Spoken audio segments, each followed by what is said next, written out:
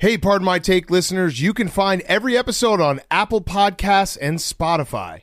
Prime members can listen ad-free on Amazon Music. On today's Pardon My Take, we have our good friend Mark Titus on to break down the bracket, give us his picks, talk everything March Madness, getting you ready for Thursday. We also have our internet father for PFT, my uncle, Mike Florio. He's got a new book out. We do a little guys on free agency. So we talk some football with him. He's got some good insight onto where Deshaun Watson will go. We're going to talk March Madness. We're going to talk Hot Seat, Cool Throne. We got a great show for everyone. And on top of all of that, we have a new sponsor alert. Hit the sound, Hank. Woo! New sponsor alert. Venmo is officially on board. We love Venmo. I like Venmo. I've had Venmo for a very long time. It's been a word we couldn't say for a while. But let's just be honest with everyone here. We have Venmo. Love Venmo. In fact, Big Cat just Venmoed me earlier today. Can you actually do me a favor, PFT? This is a little lesson for the people out there. Go look up my Venmo that I sent you. Okay. And tell me what I put in the message. So Venmo is officially a sponsor. PFT is going to tell you in 1 second, and I will tell you why.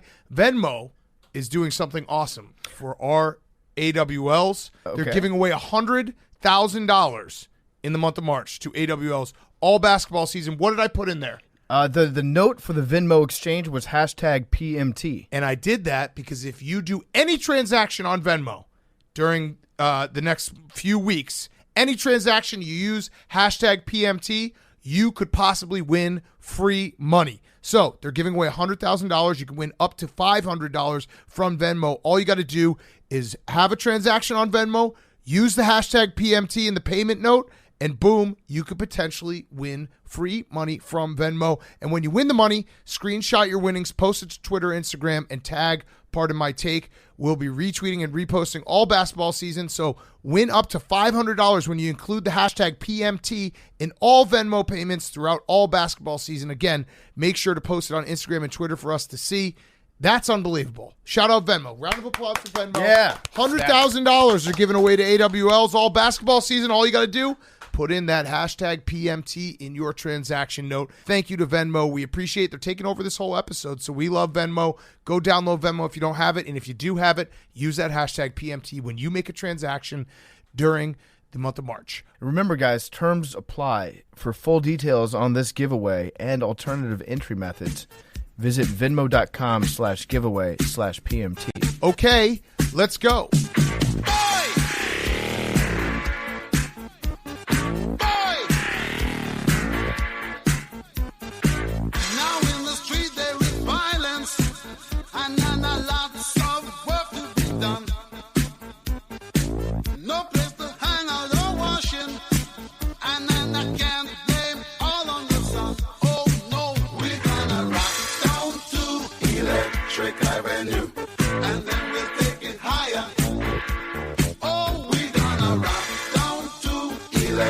It's Pardon My Take, presented by Barstool Sports. Welcome to Pardon My Take, presented by Venmo. New sponsor alert. Use the hashtag PMT when you make a transaction on Venmo, and Venmo is giving $100,000 away to AWLs during March, and you can win up to $500 if you just put in hashtag PMT in your transaction. Thank you, Venmo. That's unbelievable. Today is Wednesday, March 16th. I'm ready for madness. I am finally there. I've been stuffing my brain with statistics, and I'm ready. I'm ready. Spreads don't matter, by the way. Oh, of course not. No, they don't. They don't matter. Spreads don't matter in March. You have to have a 12 over a 5. These are the rules of the bracket. You have to have it 1 12 over 5 at least, then you can be smart and say it happens every year. I have some stats for you. You want me to throw some stats real quick? We're going to talk with Mark Titus about the whole bracket. Your brain is so filled with stats that you have to get rid of some of them. I have to get rid of some. Top 50 free throws. Free throw percentage. Ready? This was going to be the one I was going to ask you about, because a lot of times I like to bet just exclusively on better free throw percentages. Villanova, number 1 in the country. Okay, good thing I have them in my Final Four. Yep. Colorado State, North Carolina, St. Mary's, Chattanooga. These are all teams that are top 50. Really bad free throw teams: Boise State, USC, TCU, Houston. Just take this information and run with it. It's a fun thing to say to people. Let's though, we have some real business we got to get to. Should you present it to Billy? Yes. So Billy is he made a lot of money, I think, in football season off of his stats, right? Off your spreadsheets, Billy? It worked a couple times. A couple times. What was the return on investment? I think the season I did for the whole season, the return on investment was about $150. So based off how many units, though? I'm looking for percentages here. Basically, I turned $100 a week into $150 by the end of it. So Billy, for people who don't know the backstory of Billy, $100 a week to $150. Does that mean that you lost like $1,600? No, Yeah. $50 over the course of 18 weeks. You were up $50. No. That was including the 100. Right. You reinvested it. Right. So you made $50 total. No, 150. I counted the 100 that was first put in. So you started the year with 100. You ended the year with 250. Yeah. Okay, so just a little tip for you, Billy. The way to say that is if you are a $1 a unit better, you were up 150 units this year. Perfect. See how that sounds? $8 a Sunday. That's pretty damn good. You say it like that, and people are like, wow, this guy's a tout. Wait, so it made 150%. Correct, 150 That's units. enormous. Yeah. That you broke Vegas. Yeah. Right, but there was a couple places where it got... Oh, you did something. You deviated? There was a couple deviations. Billy We just got out hit of one. there. Billy realized that you could just bet on one game instead of betting on all of them. So Billy's strategy, for people who don't know, he's the guy who at a horse track, everyone's had this moment where it dawns on them, what if I just hit the all button? I can't lose every bet. One of these has to hit. I'll just hit the all button and root for the long shot is essentially what Billy's done. And that's what you're going to do for March Madness, correct? Yeah. It's this is going to be a fun one, guys. Okay. So you came into this room about 30 minutes ago, and you had a look on your face. You even said out loud, like, I don't think the system's ready yet. I don't give a fuck if it's ready yet, Billy. We're going to launch it. This is called agile development in the software. We're going to launch it, and you know what? Even the bugs are going to become the features. It's going to be like Theranos. Theranos. Just go with it. We're just going to roll with it. The system might not be ready, but guess what? March Madness is starting, so it better we don't have any time. We have to implement the best system that we have and go forward with it. PFT has brought you a gift from the two of us. Dude, it's not even a gift; it's an this investment. This is a really bad idea. No, we know it's a bad idea. Why are you guys doing we're it? very Because aware. you asked us for the investment. Now you're getting it. You would be an awful entrepreneur looking for money from your VCs. Me and Big Cat are your angel investors right now. Okay, so we're buying a piece of your system. We've got $2,000, $1,000 from each of us that we're investing. We're bankrolling, which is roughly a minute and a half of PMT. It's basically this segment is paying for this. Yes. Actually, it's run kind of long, so we could. No, we're not going to invest anymore. So here's the issue I have. I want to hear his system, but before we even hear the system, the problem I'm struggling with, we're handing Billy $2,000 of cash. I don't want to leave the office with that. Right.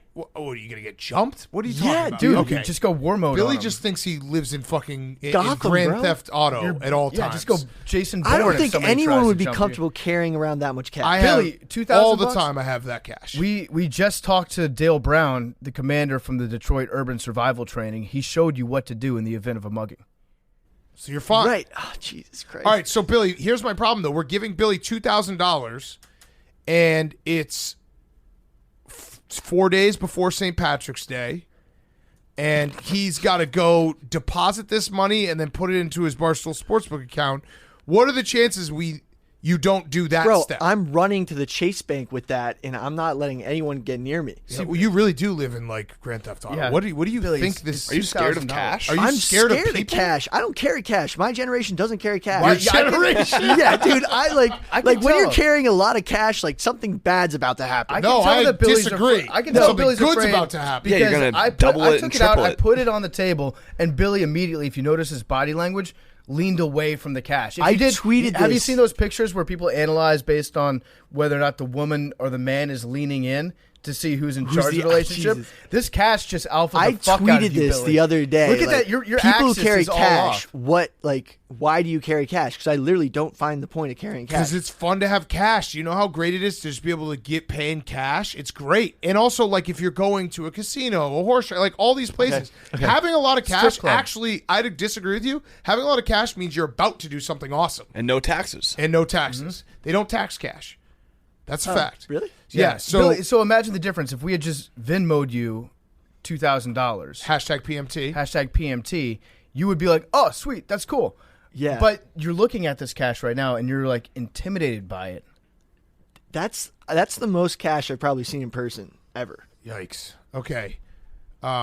You've never gone to like a casino? Well, I go to a casino, but I'm not doing that. Okay. All I right. think Don't for the unit people shame. All right, I'm that not are unit listening, shaming. I just that's like you've never had. Okay, yeah, maybe Remember, you it's just in- don't do it's cash. I currently- like Yes. to carry cash. It's in 20s on the table. I like to carry cash. It's in 20s, so it's a pretty thick boy. it's not like it's 10. Yeah. Well, it's got 5s and 10s in there too. It's not like Yeah. $20, Mix it $100 up. bills. That's a wad. Just hold it. I want you to. I don't more wanna than anything, I touch want you to that, feel bro. the responsibility. It's not Jesus a snake. Christ. I also realized that I just like if you're ever wondering if I've been gambling for a long time, my yikes to Billy there on the $2,000 cash. Like there's been many times I've had to have more than $2,000 cash to hand away. Okay, so give us the system. Okay, so here's the system. So currently, it's in Excel. It's built out. Basically, it's got all the points where now I just got to figure out which amounts I should put on the money lines to improve the outcomes. Okay. So I built it with you put $5 on every money dog. You put $5 in Smart. every money dog. Stop right there, and What you, about and you got the- a winning strategy. The one seeds that don't have money line. Are there a few? Then you get the futures on those. Okay, on like Georgia State to win it all. Exactly. Okay. That's where you get the big ones because those. So basically, the concept is you put $5 on the I got a better underdog. idea. Instead of putting $5 on Georgia State to win the NCAA tournament, why don't you just flush it down a toilet? Yeah. Why don't we just ignore the 1 through No, 16? but you don't put the $5. Just light it on fire. How You about don't- that? you don't put the I'll $5 cover it if Georgia State ends up winning. Right. No. So if Georgia State loses, so basically the concept is that the money line dog is your insurance for if your future goes out in the first round. Right. But you can't put a money line. I think the money line's too high on like Georgia State. So what do you do there? Wait, let me look at Georgia State right now because we need to. Bad. Sorry. Okay, so Georgia State. Yeah. So actually, Gonzaga, Georgia State. You don't actually put any money. You don't put any. You put money line on Georgia State, but you don't buy the future.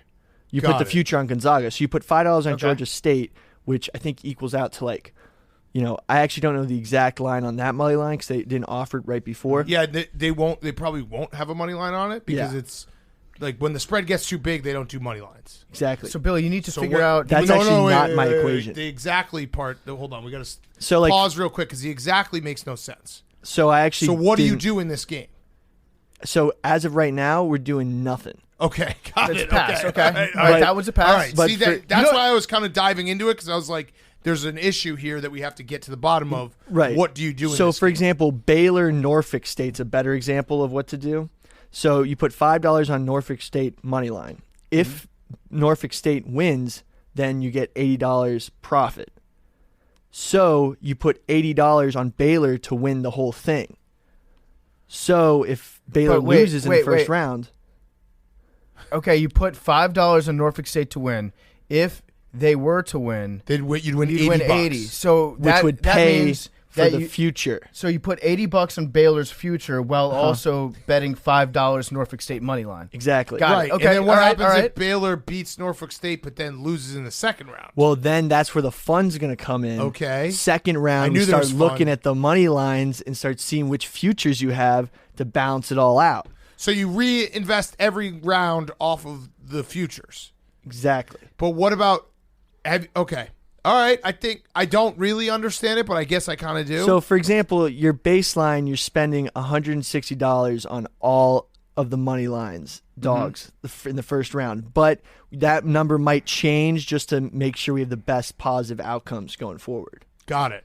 And It's going to be weird. when you said I there's might bugs in the system, I I might turn this into $2,020, which would fine. be great. which is positive. That would be that would Yeah. be almost inflation. Exactly. So then, what do you give us back if that were to happen? Let's work on the payout math right now. I might just not tell you how this whole system's going to go and then just hide all this money and add a 20 to it and then just give it back to you. you That like would you're gonna probably hope that your system might be hold the money and hope you find $20 on the ground in the next 3 Exactly. weeks. Exactly. Got It's it. a black box. Yeah. Exactly. Okay. I mean, listen, however you want to do it, But no, I want the spreadsheet. I want people to be able to follow the spreadsheet. All right. You feel good? No, dude, I'm gonna get robbed. Again, I don't think that's true. Jesus. Because this is also not a live show. Let's not early drop this because I gotta run. Because people are gonna probably There's locate literally you. a chase right across the street. Well, I'm gonna be running there. That would make people want to rob you more. I'm gonna like, tweet who's that it guy right now. Billy has sprinting to the $2,000. bank? No, in do his not pocket. tweet that. I'm not leaving this place if you tweet that. $2,000. No, okay, I'm out. I'm out. now. Jake, you carry it. Billy, why don't you just go now? Yeah, I'm gonna just bye, guys. All right. Yeah. I'm gonna tweet that. All right, I just tweeted. Go. I just tweeted it. Hurry. I just tweeted. Billy has $2,000 in his pocket right now. First one to mug him gets it. All right, Billy's running. I didn't tweet that. He totally believes that you did, though. Jake, anything we should know before we? And he's crazy. He's crazy, of all the things to be scared of. right? He was literally afraid of cash. cash. He was was like red tie with a reptiles, former slugger Spiders. in boxing. you ever Jose see Canseco. You ever see like a cat react when you put a cucumber on the ground? They're afraid of cucumbers. Yeah. Because they think it's a snake. That's what Billy was like around cash. Billy was thinking about going to Ukraine with a fucking rocket launcher 2 weeks ago, but a pile Wants of to cash, risk it all to be in the Marines. yeah, right? has Yeah. him scared to Maybe death. we should have rolled up all the bills really tight. Then he would have been. He He was so offended. He was scared. offended that you even offered him cash. Yeah. He's like, how dare you? Man, That was crazy. What a weirdo. what a weirdo. But yeah, Jake, what did we miss? What's going on in March Madness? What's the latest? Yeah, so I wait to fill out my bracket until after the first four, so I'll do it Thursday morning because in all but 1 year, we've seen a team that wins the first four advance to at least the round of 32. But you can do that. You get automatically? Yeah, but like for example, I like Indiana to make a run, but not necessarily Wyoming. Got it. So, Okay, that makes sense. Something like that. And then I don't know. Last year we had one Cinderella with Oral Roberts.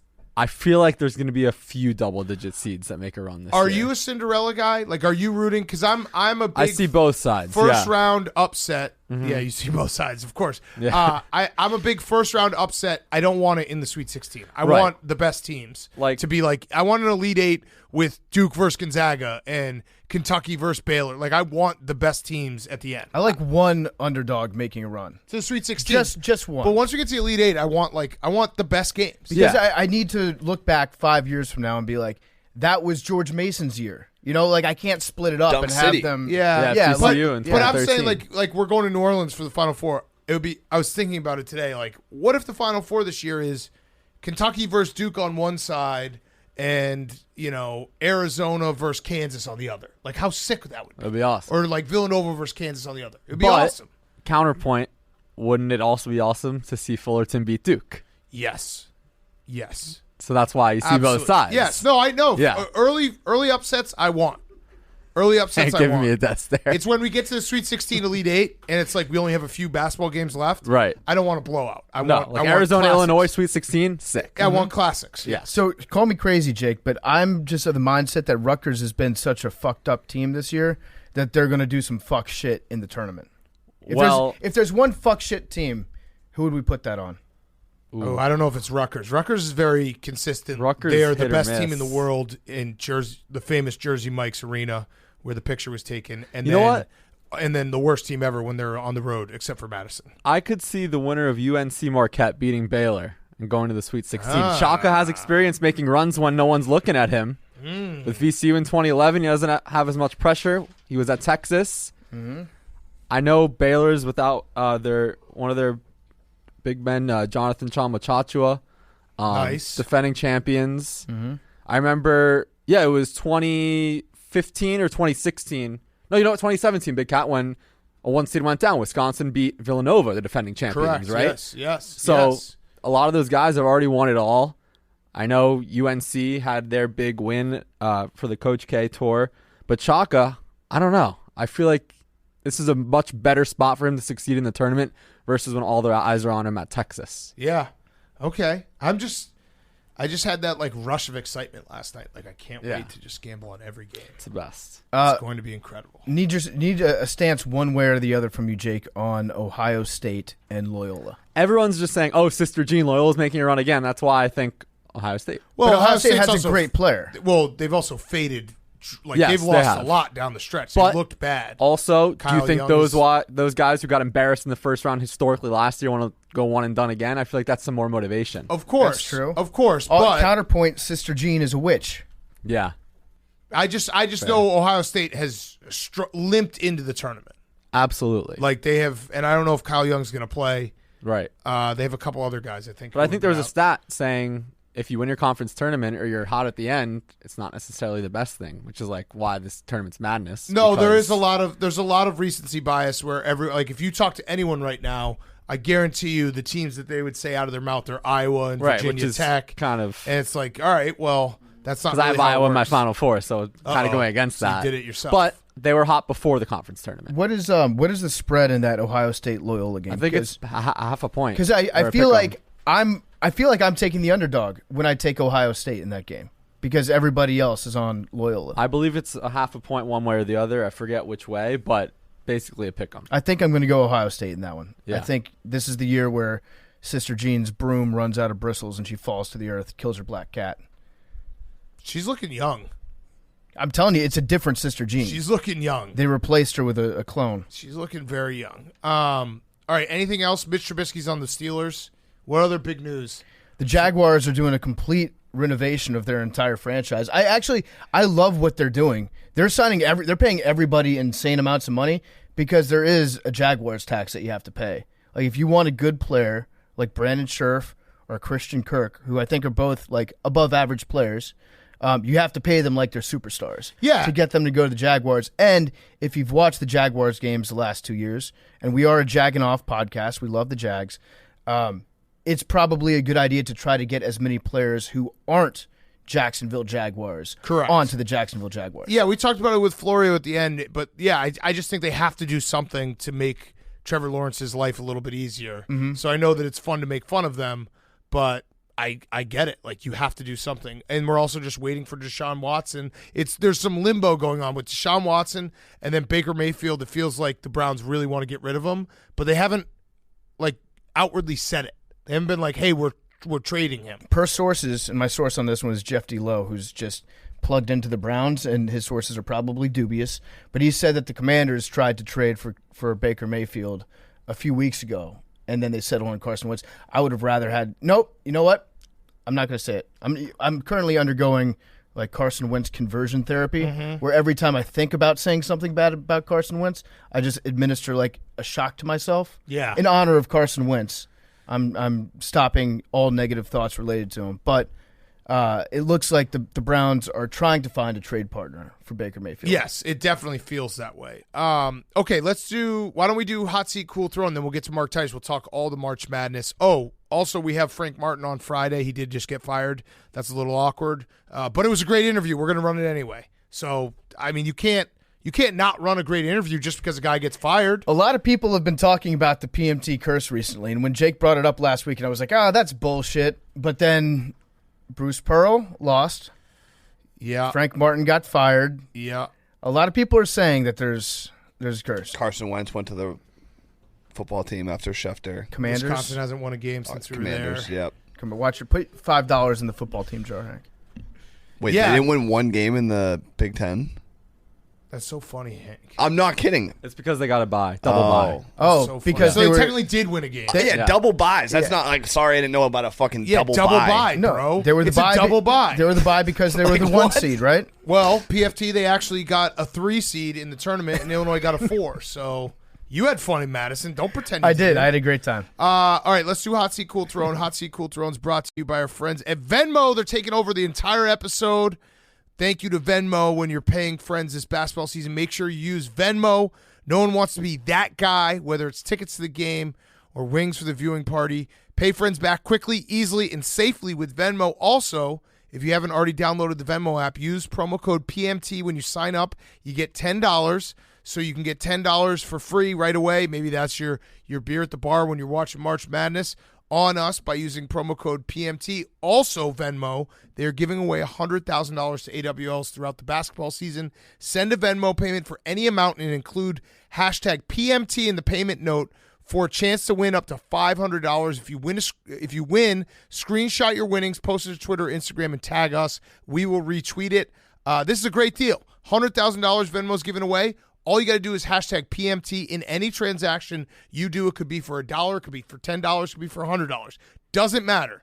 If you use hashtag PMT, you're automatically qualified to potentially win some free money. Nothing better than free money. Yeah, it's that easy. You just hop onto Venmo.com/giveaway/PMT because terms do apply, and for full details on that giveaway and the alternative entry methods, that's the website you want to go to, Venmo.com/giveaway/PMT. Download the Venmo app. If you don't have it, use code PMT when you sign up. And if you do have it, use that hashtag PMT when you send a transaction. $100,000 to AWLs. Okay, hot seat cool throne, Hank. My hot seat is people who want billionaires to pay for their own fucking stadiums. Yep, that was my hot seat too. Wow. Wonky idea.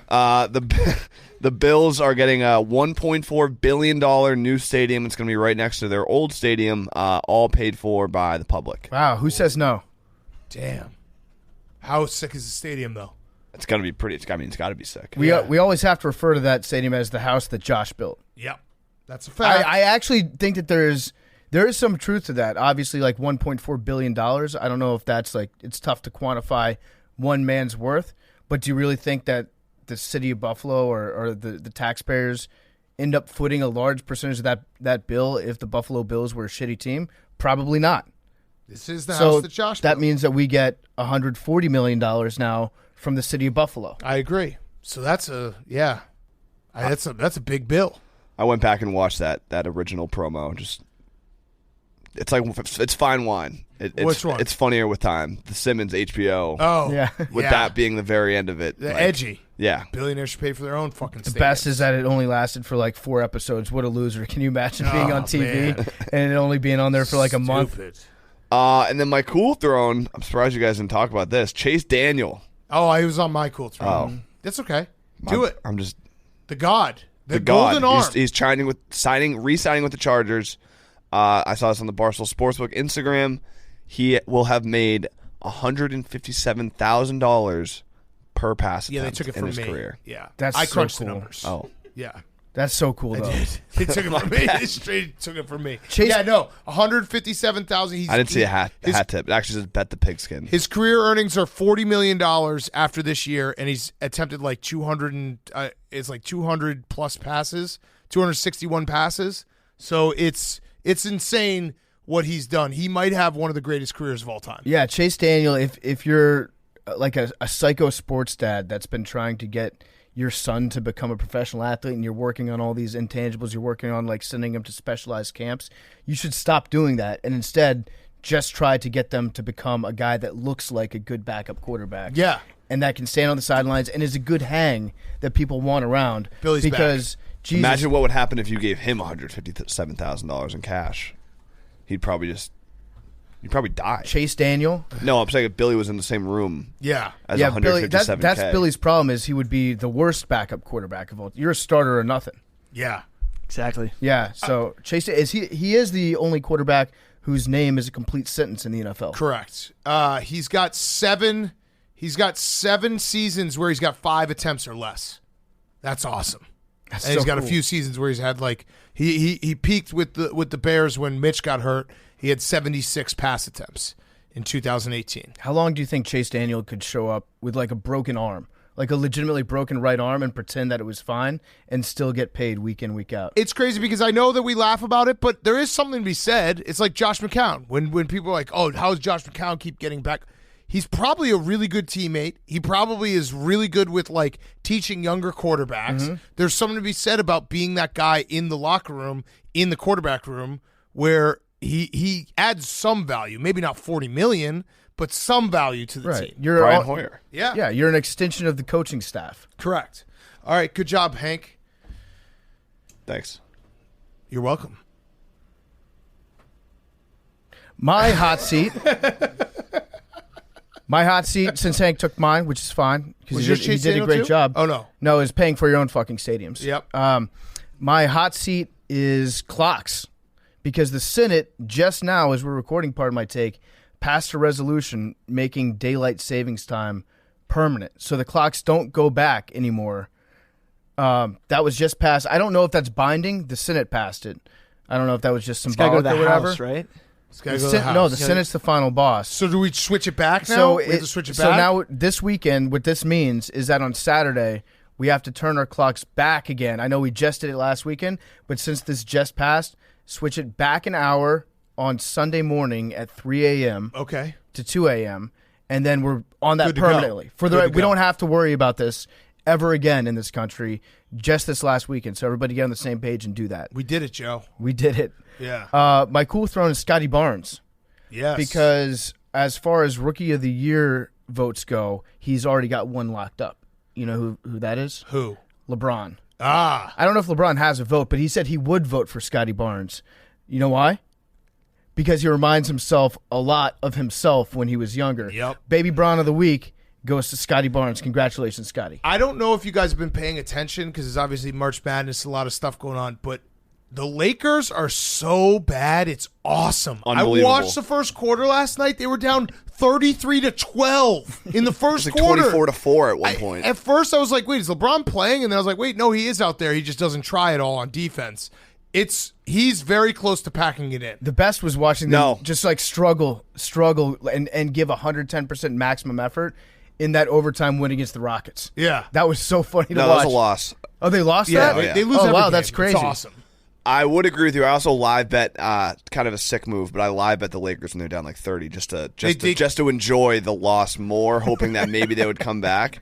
But I would agree with you that he's done, but he wants a scoring title. That's how he can justify. That's right. This season sucking and his team sucking. He can still post about his own personal accolades and be like, year 19, won the scoring title, never said I could do it. Blah, blah, blah, blah. So he's going to be gunning every game, and they're going to be losing every game. It's awesome, though. Like that. It was. Someone tweeted a screenshot. It looked like a 16-1 game. It was like they were down 30 and they were shooting 9%. Yes. And he doesn't try at all on defense. He was screaming at everyone the other night because they weren't getting a rebound. And it's just a joy to watch. If you haven't tuned into these LeBron Lakers, it's awesome. And Magic, he's even spin zoning it, being like, he's so close to the scoring title. Like, we're so lucky to have him in purple and gold. Really? Like, this season is, you guys suck. Are they the worst 30-24 team per Darren Rovell of all time? Oh, yeah, that's right. Darren still got him just hovering around 500. I mean, it's funny because I think they're the 9 or 10 right now. The 9. They're the 9, but I want 'em in but they're so bad. also like 12 games behind the 8 or something crazy like that, right? Yeah. I want him in the play-in game so bad because they're not It's going like to the win Pelicans and the Trailblazers. Like if they don't make the playoffs, it will be maybe one of the worst seasons of all time. Okay, but do we want them They to? have to make the playoffs. It's like Like, I them want- and then Duke last year. Yeah. Tomato. They are. Yeah, they're 29. They're 5.5 games behind the Clippers in the 8th spot. They're 10 games back from the T-Wolves in the 7th spot. I wanted to make the playoffs, so they lose so they win the play-in game, and then the Suns sweep them. That would be awesome. Because then we get like primetime LeBron games, and everyone gets to watch him not play defense, and it's just the best. And it also would add to LeBron's career playoff win-loss totals. Correct. Which would be nice. So we need him in. All right, my hot seat is Fernando Tatis. So Junior, he got into, I think he hurt his wrist in a motorcycle accident, and he was asked when his motorcycle accident happened, and he responded, which one? Nice. It's So- like Harrison Ford crashing planes. Yeah, or Big Ben and motorcycles. Yeah. But yeah, that's not a good answer for your franchise player. No, which motorcycle accident was one? that? Why don't most contracts say like, "Hey, please don't ride motorcycles"? They should. Yeah, that's exactly right. They say please, and he says no, thank Yeah, you. please don't ride motorcycles or play basketball in your driveway. Or what was the other really? Or have wet shower floors. Yeah, exactly. Please don't use an iron on your body. on your body while you're wearing it. Yeah. And then my cool throne is our good friend Max Homa. He had an all-time round on Monday, which I'm just going to assume he just forgot that, Monday is usually a practice day. That's why he played well. But he made he made $327,000 on Monday by like going up. He had the lowest round that day, and he went up like 30 spots on the leaderboard. And then there was also a very funny anecdote. Some random guy on Twitter said, Max Homa just made $327,000 at the Players. I'm currently chatting with him at the Jacksonville Airport Chili's. His wife booked him a flight while he was on the course today. He ordered chicken tendies, and the waitress came back and said they ran out. Day ruined. And he quote tweeted it was like, "This was by far the worst part of my day." Oh, no. Yeah. That is pretty bad. But he's like, he's the people's golfer. But in that moment, let's be real. If you're at the airport Chili's and you've got $350,000 brand new cash in your pocket, Billy, You're freaking out. how much would you pay in that moment for the chicken tenders that you want? Probably at least like 20 grand, right? I was gonna say like 250,000. I would probably just take out a stack and be like, just make it happen. Yeah, just go do find it. me a bird. Whatever you got to do. Yeah. But yeah, Max is the man. Congratulations, Max. But again, he did that because he was playing on a Monday, so he had no idea. Like if that was a Saturday or Sunday, Yeah. if there wasn't weather, he would have choked. So a couple years ago, we had this idea on Part of My Take to make golf jerseys when you support a golfer. I think Brooks is now doing that right now on his own. Oh, nice. He kind of took our idea. We should make jerseys for all the homosexuals out there Yep. to wear. Let's do it. You want to make homosexual jerseys, Hank? Why not? Those would sell like hotcakes. What would the design be? It would just say Homa, and it would be in rainbow. I think it would be Or also HOMA plus. Yeah, and I think maybe a hockey jersey, perfect for just being outside and like Or a penny, on a yeah, golf like a course. wife beater. No, I want it to be a hockey jersey, a sweater, a little sweater, A golf sweater? Yeah, why not? All right, Bill, your hot seat, cool Tyrone. My hot seat And is you can read Jake's too, since he had to leave us. What are the they? weed game. He sent them. Oh, okay. He Oh, texted where him. did you text him? What a good Yeah. kid. Always the diligent boy.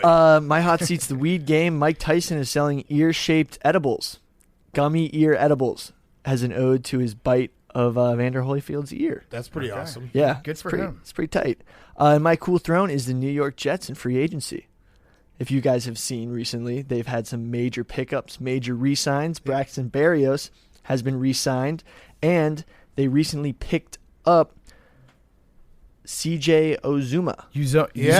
Yeah. Uzama. Guest on this Uzama. show. Guest on the show, ultimate deep threat. It's going to be huge in the play action game. No, Tight end. No. He's a tight end, but he's Not a deep huge. threat. The ultimate, in the ultimate play deep action? threat. But deep threat? He's Yeah, not. he's a like, deep threat in the play action. The ultimate deep threat, not just a I deep think he's threat. going to help. He's going to help stretch the field. Yeah, sure. He's a big target. He's a Right, big, but he yes, would there be you like go, more there in you the go. middle of the field. Big target. In Just the middle stop of on the that field. one. Target. Billy In the- just yeah. Billy just spits out But I words was- until he okay, lands so on Ultimate one watching- deep word. threat is like Tyreek Hill I and know. Deshaun Jackson. But I was watching his highlights, and then off all these play action plays, he's getting downfield. So that's what I saw. Okay. All right. So So CJ ultimate deep Uzama. threat. I It's think just like he's going to stretch the field. I just got another notification from Schefter about something that the Jets did. I think they just picked up somebody else. Yes, guard Laken Tomlinson No, from the 49ers. Another guy. He picked up another guy? The Jets have signed cornerback DJ Reed. Oh, hell yeah. Ooh, Name means audiobook. there we go. Huh. Well, yeah, Jets are a wagon. Calling it. They Week are. 8. You're calling it. I'm calling it. They're a wagon. Week 8, I think, at MetLife, they're beating the Pats. Calling it right now. Week 8, home game. What do you like about that, Hank? I'm just trying to remember exactly what you said week 2 last year. They were going to beat the Pats in the playoffs, but we're now on a new season. We're a wagon now. We're updated. Yeah, I don't know if you upgraded. saw the updated standings. Yeah, They're a wagon. Wagon. So things have changed around here. Who's your quarterback? Zach Wilson. Okay, I'm not worried. When was the last time he threw a pick? Like over several months ago. These are all facts. There was a time he was throwing them every weekend. Now he's not. And you Yeah. don't have Mr. INT anymore. Exactly. So there's nobody to cover CJ Uzama downfield. Yep. because he gets down there. All right. Calls it. Let's. Jake's hot seat was Water Dog opponents. We released the schedule today. Don't care. Yeah. Fuck those dogs. We should do that hashtag. Fuck those dogs. Wheels are in motion to get back on the call. Fingers crossed. That was Jake's words. Okay, Those Jake- were. I don't think I was supposed to read the parentheses. Well, No, I feel like he writes those for himself. yeah. yeah. I He was think- going to casually bring up that he might get back on the call. I'll say something nice about the Water Dogs. While they were playing when Jake was announcing, they did a good job playing.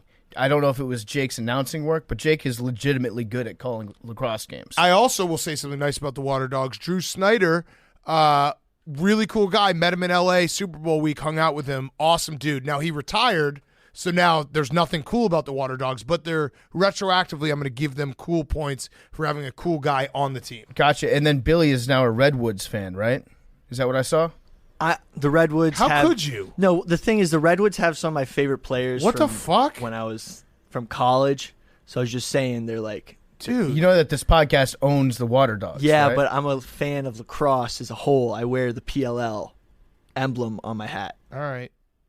Cool Throne One Shining Moment Tracker. It returns this year and starts tonight. We'll be making a Twitter thread. First prediction, a slow-mo of tip-off tonight's first game, Texas Southern versus Texas A&M Corpus Christi. I forgot about Jake's One Shining Moment. This will be great. Yep. See how many he can get. We track it. If you missed it last year, he tries to predict what moments will be in One Shining Moment, and then he tracks it throughout the course of the tournament. Just real nerd stuff that just really gets you going. But we also add in what we think should be in Right, there in his takes. But yeah, that was one of the highlights last year for me. Yeah. All right, speaking of One Shining Moment, let's get into our interview with Mark Titus. Talk some more March Madness. Okay, we now welcome on our very good friend, one of our favorites. He is on to talk some March Madness. It is Mark Titus of the Titus and Tate podcast. Go listen to it now. I was on it last week before the conference tourney week. I actually schooled Titus and Tate on basketball because I told them that the Big 12 is the Bill Self Invitational, and they both were like, I don't know. You know, there could be another team that wins it. And then, as always, Bill Self won it. But what do you mean, as always? Iowa State has won it a lot now. Okay, but Kansas respect always wins Iowa it. State. Kansas always wins it. They always win it. But we got brackets, and we're excited to have you on. Where do you want to start? I mean, we'll go whatever direction you want to go because this bracket, I love it. I love just staring at the bracket, thinking about it, doing everything I can to stuff my head with stats that I won't use. Let's just dive into it. Let's start with a team. I don't know if you guys are familiar. It's a small private school out of Durham, North Carolina. Duke is how it's pronounced. Small private, like under 6 inches. That's just a little Duke humor. Yeah. No, go ahead. The West is the region of Gonzaga and Duke with I think this is the most fascinating, obviously, because those two teams are pretty interesting, obviously. But you have Gonzaga, who has to win a national title. I think we all agree. If they do not win a national title, they have to fold the program, right? This is... Yeah, I agree. Yeah. I was thinking about this, though, and I want to hear what your thoughts are here.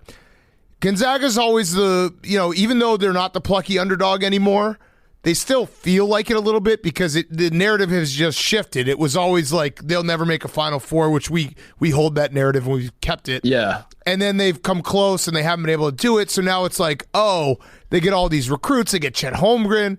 They had Jalen Suggs last year. All these guys, they can't get over the hump. My question to you, though, is it actually a bad thing if Gonzaga wins it all? Because then I personally will have to remind everyone that Mark Few's actually kind of a scumbag and got a DUI with his two dogs in the car. Like, he gets a pass. Gonzaga becomes the new Duke if they win. Yeah. They really do. They really do. Like Mark Few is not as likable as I think Gonzaga fans think he is, but I don't hate Mark Few. I don't hate Gonzaga at all. I just, like you said, that there is like still the underdog vibe to them, which is hilarious because they went undefeated last year. They were one game away from like, we're having discussions of whether they're the best team of all time. They're not. They wouldn't have been, but like they would have run the table in college basketball. It's unprecedented. And yet there is the feeling of like they can't get over the hump. I still have people every single March explain to me that Gonzaga chokes in the NCAA tournament every year, and they've been to 2 of the last 4 Final Fours. And they've just raised the bar for what choking is at this point. Yeah. Now, like they're chokers all the way to the finals. If they just don't win, then they choke this time. And I can't figure out. I'm not sure if America is going to love or hate Chet Holmgren because I personally love him. I hated him the first time I saw him, but then you watch him play, and he's actually a pretty easy guy to root for. Yeah, I think the thing that helps Gonzaga moving forward, to answer your question, PFT, I actually really like Chet Holmgren. The reason you hate him is because you turn on the TV and you're just like kind of his physique is jarring. You adjust the aspect ratio. Yeah, you're like, what's going on? What's going on with his shoulders? I think his name's Chet. Yeah, his name's Chet. That doesn't help. That doesn't help. I think Drew Timme is his lightning rod, though. Like, you can hate Drew Timme and like Chet Holmgren. Right. I think Drew Timme is the guy on Gonzaga that people do and should hate. But like Drew Timme, it's crazy because Drew Timme was on the number 1 team in the country last year. He had the entire season up until the national title. And I guess they were still technically number 1 in the national title game. He celebrates like every basket. He like wipes his mustache and is cocky as all hell. Wears the headband. Everything about him, he checks every single box, and he comes into this season. He's the preseason player of the year in the country. Gonzaga is the number 1 team in the country. I just don't feel like there's enough hatred around Gonzaga, and I think it is because they never actually win the national title. And I feel like, Dan, to your point, the second they win, people are going to start paying more attention, and they're going to start picking out these Drew Timme types that are coming out. Like a guy like Adam Morrison comes along in 2023, say, and Gonzaga has won a national title.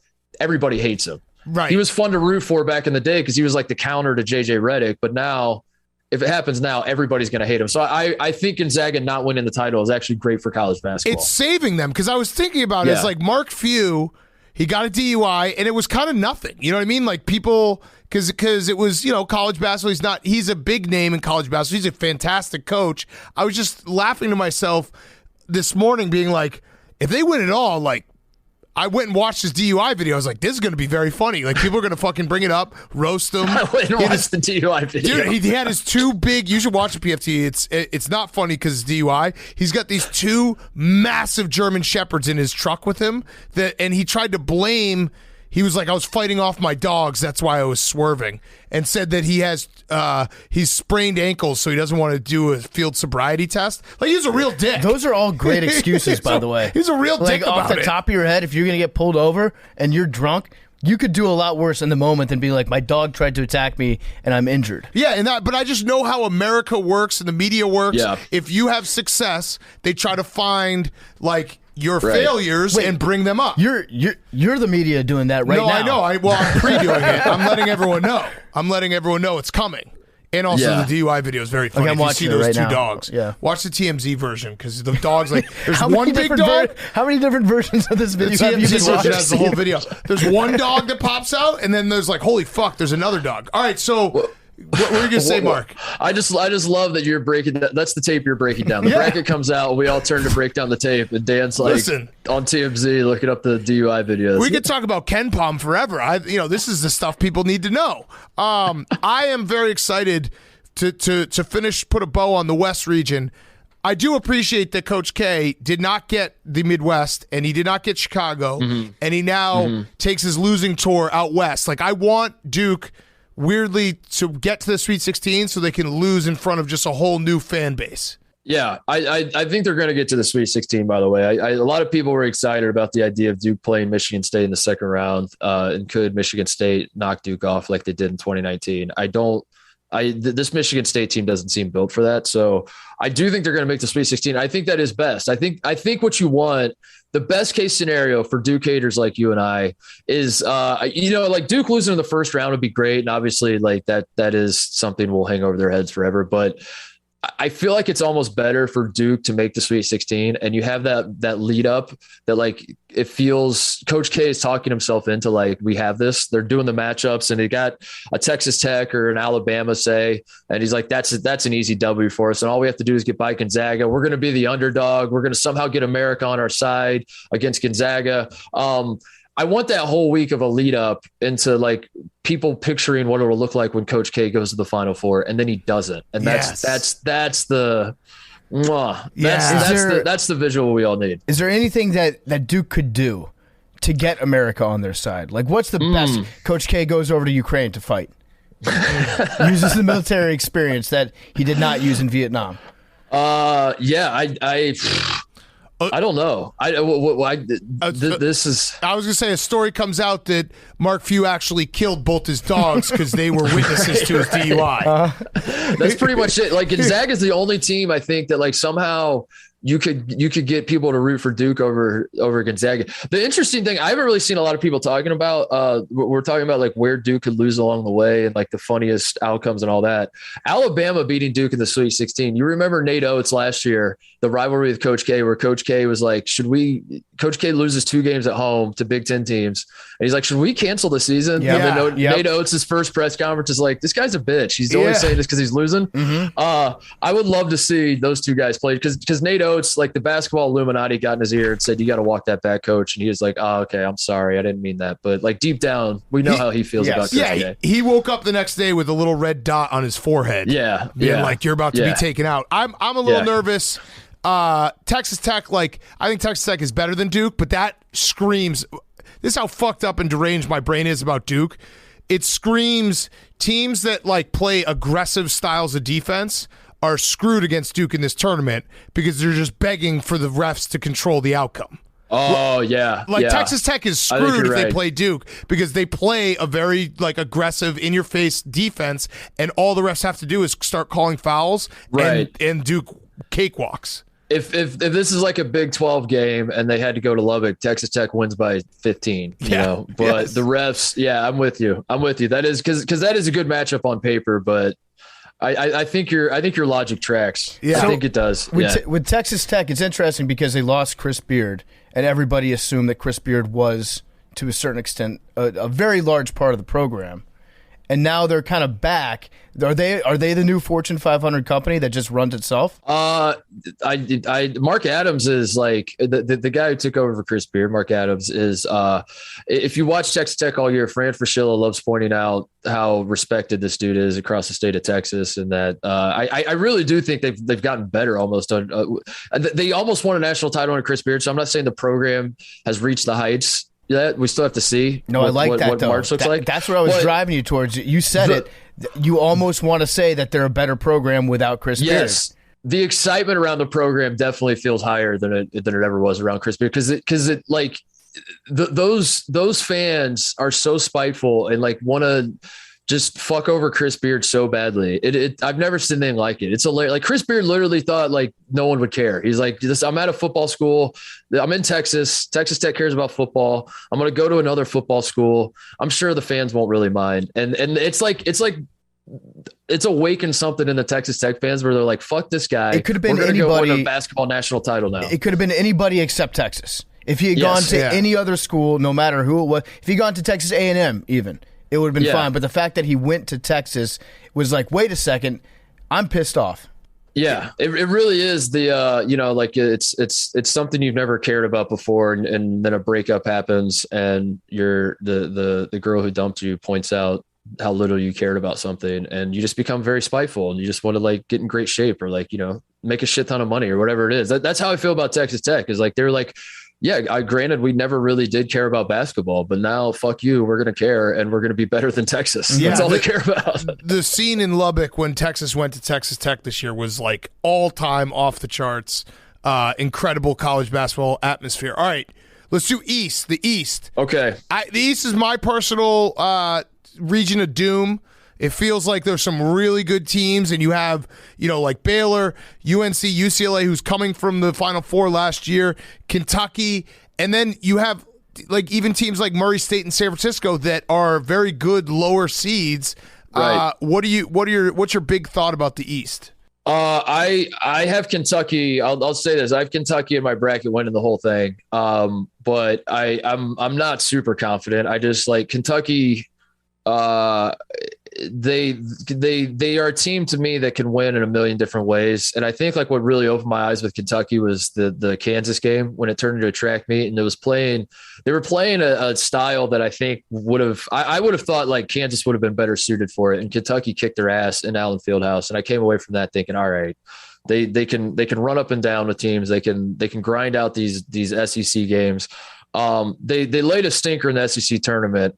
But as John Calipari pointed out, they did not take a shoot around, so that game doesn't count. They couldn't shoot, but It's because they didn't do a shoot around. But I'm with you, Dan, in general, because like you go through the top seeds here. Baylor is a team that is very talented. They're loaded. They obviously won the national title last year. They have never really brought it all together. We haven't really seen how good they can be because of injuries. And LJ Cryer's out, and Jonathan Chamwa-Chachi was out, and a lot of different guys have been banged up all season. Same with UCLA. Like UCLA. They've had like Jaime Jaquez, who's probably their best player right now, has 2 bad ankles, and Johnny Juzang rolled his ankle, and they had like weird COVID pauses throughout the season. Purdue, we've talked about, Dan. Like Purdue has a lot of good pieces, but they don't really fit well together. And like Purdue losing in the first round wouldn't shock you, and Purdue going to the Final Four, you're like, yeah, no shit, they went to the Final Four. I mean, they have Jaden Ivey and Travion Williams and Zach Edey. So. The East is prime for a lot of chaos. I think that's a good call. The East is going to be a chaotic region for sure. Is Zach Edey the biggest player in this tournament? I always love a good breakout, just giant, because every year there seems to be like one guy that plays on like a 12 or 13 seed. You're a big Taco Fall fan. Love Taco Fall. Who was the guy? Who was the guy back in the day? Had a giant undershirt. Played for New Mexico State. Yeah. I love the breakout big guys. I forget, Bilar or something like that. Is how you Sid? I don't know. I wish Jake Marsh was here. He would know. Yeah, he was like 7'5", but yeah, is Edey the biggest guy in this tournament? I think Edey's the guy. Yeah, I think Edey's got to be the guy. What about St. Mary's? Do you have like who's the little wombat from Australia on St. Mary's this year that I can get behind? Is it Tommy Kuhse? Is that the guy? I think Tommy Kuhse would be the guy. St. Mary's is actually good. St. Mary's is they're a fun team. I didn't really do the deep background check on all their ethnicities. I don't know if they're still Australian, if all of them are still Australian, but let's just roll with it. Yeah, they're all. Any white guy on St. Mary's is definitely from like Perth. Yes. Yes. So everyone's taking Virginia Tech over Texas. I am also. Is that the right? Is that the right side? It feels like they should be the favorite in this game. Yeah. Virginia Tech, Texas is another team that like some of the other ones we're talking about in the East. That the idea of them, I think, has intoxicated people all season, but we've never actually seen what the final form is. And like now we're in March, and you're like, yeah, but if Texas can pull it all together, just wait to see what we could see here. I don't think Texas is that great of a team. And Virginia Tech's hot. Virginia Tech has a fun offense. I think that's a fair pick. I have Virginia Tech in my Sweet 16. I have Virginia Tech beating Purdue too, because I think that's a good matchup for Virginia Tech as well, as playing Purdue in the second round. That one makes me nervous just because there's always, from a gambling perspective, you actually couldn't get Virginia Tech at a higher high and Texas at a lower low. So it's like this doesn't, and Chris Beard, obviously his defense in a tournament setting. That's one of those ones I look at. I'm like, because my gut says Virginia Tech as well, and I'm like, wait, what am I doing here? Texas could not be like lower. Texas's problem is their culture. They're a group of guys. Like they went to the transfer market, brought a bunch of guys in for Chris Beard in year one that put up a bunch of great stats, but lost a ton of games. And they threw them all together and they said, look at how great these stats were for all these guys.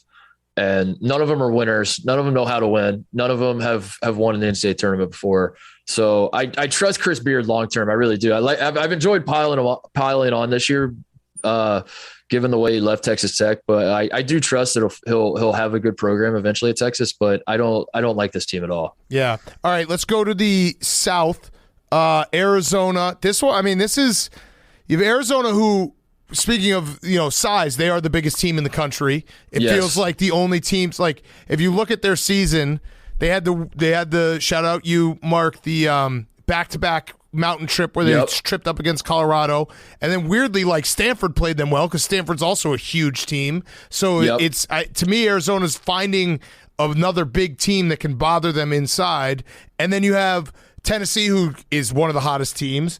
Villanova, who's always in there, and Illinois, which I don't. Let's start with Illinois.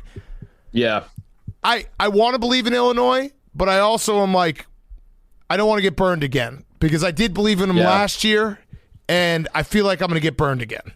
I don't like the vibes in Champaign. I picked up on this after Ohio State beat Illinois in Champaign a few weeks ago. and it became like a little more personal to me. And I started noticing it more that Illinois fans are complaining too much, and their players are complaining too much. Their coaches are complaining too much. And there's too much like trying to figure out how the world is against them and like what, and all that could be true. Like, I don't, I do believe that the NCAA and the refs hate certain teams, and, I don't blame Illinois fans for feeling that way, but, I just wish they would like figure out a way to lock in, and they haven't fully come together. Curbelo is, I can't make sense of him. He's yeah, I said it on your podcast. I'll say it again. Someone put it perfectly. Curbelo is if every play is a 1 to a 10, but they took out numbers 3 to 7. Right. That's every single play for him. He is truly like take over a game and then just do the most maddening thing you could possibly see. He had the play of the game in the Big Ten tournament against IU. That pass he threw, he threw that was an absolutely disgusting pass. And then and he's a very good player. And yet at the end of the game, I was cheering for IU because I grew up an IU fan and my family all went to IU. So like I'm pulling for IU, and Curbelo is bringing the ball down the floor for the final shot, and I'm like, IU's going to win this game. Like Curbelo's going to miss it. He's going to try to do too much. He's going to blow it. Yeah, he literally was like, "This is my Tyus Edney moment, coast to coast. Here I go." Right. And just did it. And that terrifies me because I think like Illinois is in a position where they can't kind of it's not like Brad Underwood's going to like put Curbelo on the bench and only play him 10 minutes in big games and then say tournament. You got to ride with your guy, But I wish Trent Frazier was given the ball more. I wish Alfonso Plummer was. I wish they ran stuff through both of those guys more than they do Curbelo. But at the same time, Curbelo will make like 2 or 3 plays. If you're like, never mind, I take it all back. Yeah, give the ball to this guy. Yes. What about Tennessee? Because Big Cat alluded to them earlier. They're probably the best 3 seed in this tournament. I'm done, by the way. I'm done being upset about them being a 3 seed. There's only so many days that I can possibly care. Yes. And I cared on Sunday, and I was like, this is a travesty. I'm done caring now. I was upset about it, too, because they should have had Duke's 2 seed, but like being not in Gonzaga's region is I think it works out well for them. I think it's actually, They got like 36 hours of caring about it from me. So I think that's a pretty good deal. I'm done caring about it right now. I like where they're at. It's not an easy group that they're in, especially you look at Villanova that they had. That's the tough matchup because they beat Arizona. I think people we're just pushing Villanova past Ohio State. That's what we're doing. PFT. Oh yeah, Ohio State's going to lose to Loyola and that fucking witch. All right. Although I think I am betting on Ohio State in that game just because everyone's all up Sister Jean's skirt. Oh, thank you. Yeah. So, but with Tennessee, what's the likelihood they could actually get out of this group? So this is I feel like Dan talking myself into circles with like the gambling brain, as you say, because on the one hand, it's Rick Barnes, and I don't know how you can't. We have years and years and years and years of data to suggest that like betting on Rick Barnes in this NCAA tournament is actually insane. You're insane if you think Rick Barnes is going to do anything with a good team. On the other hand, we said the exact same shit about Scott Drew before he won his national title last year. We said the exact same shit about Tony Bennett before he won his national title before that. Tennessee plays insane defense. They really are like one of the best defensive teams in the country. They bring it every single game defensively. They make teams look absolutely silly. I watched that Arizona game in the middle of the season. That's one that stands out. Like Arizona has a fun offense, and straight out of the gate, Tennessee just swallowed them alive. But there are a few things that worry me. Rick Barnes. It's also like with all of these SEC teams, they all look so fucking awesome at home. And you just get so drunk, like watching Auburn in the jungle and watching Tennessee in front of their fans. And Arkansas is the same way. Bud Walton is just absolutely fucking nuts. And like you watch Arkansas get a big win at home and you're like, oh my God, this team, who's beating this team? So I'm worried about that. The fact that Tennessee looked good in the SEC tournament makes me feel a little bit better. And the fact that they have good guard play, I do think that that's going to matter. They're driven by their guards. They have, Kennedy Chandler, Vescovy, Josiah Jordan James, Ziegler's pretty good too. Like he can come in and he knows his role. And I think that makes me believe in Tennessee. I have Tennessee losing to Ohio State in the Sweet 16, but I'm also extremely biased. Homer. And like I'm never going to pick Ohio State. Like truth be told, if Ohio State was wearing I don't know, USC jerseys, I would have Tennessee giving Arizona a very, very good game in the Elite Eight. I think Tennessee is very, very good. So I'm an honorary Vol for life. I want Tennessee to do well. I think Rick Barnes is the big sticking point to me. It's kind of like whenever you're looking at the bracket and you try to start talking yourself into a Mountain West team, and you're like, no Mountain West team has done anything. Like Nevada went to the Sweet 16 with Musselman's team, which they were electric, but time and time again, the Mountain West gets in and doesn't do anything. Do you know about this guy David Rowdy on Colorado State? Oh yeah, of course he missed that big free throw against Wyoming, right? No, free throw. He did. I watched Mountain West. He's awesome. He's fucking awesome, dude. Awesome. Like I hear what you're saying, but at the same time, like we need Colorado State to beat Michigan. We need this. I agree. David Roddy's awesome. I'm just saying that if there's some tried and true things in the bracket where it's like Rick Barnes, Mountain West, like some of these teams. But to Tennessee, I think the biggest problem with Tennessee, and I know this because I root for a team that has this same issue, and Tennessee's better than Wisconsin this year. But every fan who roots for a team that has this issue going into the tournament, it's essentially you're getting into the tournament and you're saying to yourself, can we survive that 5 to 6 minute stretch where we just don't have a field goal? Yes, that is Tennessee. It's so scary because you're like, it's going to happen every game. We just won't hit a shot for a stretch. Like it will go in between media timeouts and we're not going to hit a shot. And can you survive it? And that's the big question. Tennessee is very high on the list. I think Iowa State would be a team I would put up there too, of teams that are in the tournament, got at-large bids that if you told me they went 9 minutes without a field goal, I wouldn't even bat an eye. You know, like that is a concern. That is a fair concern. They've had those stretches this year, but I don't know. I don't like there's something that feels slightly different with this tennis. There's something that feels slightly different. I think it is that they're so guard dominant that I have to believe that one of these guards can figure it out. Like one of these guys will in those moments. Hopefully it's Kennedy Chandler. He's been playing well as of late. Hopefully it's like Josiah Jordan James has been great too. One of these dudes could step up and just say like, let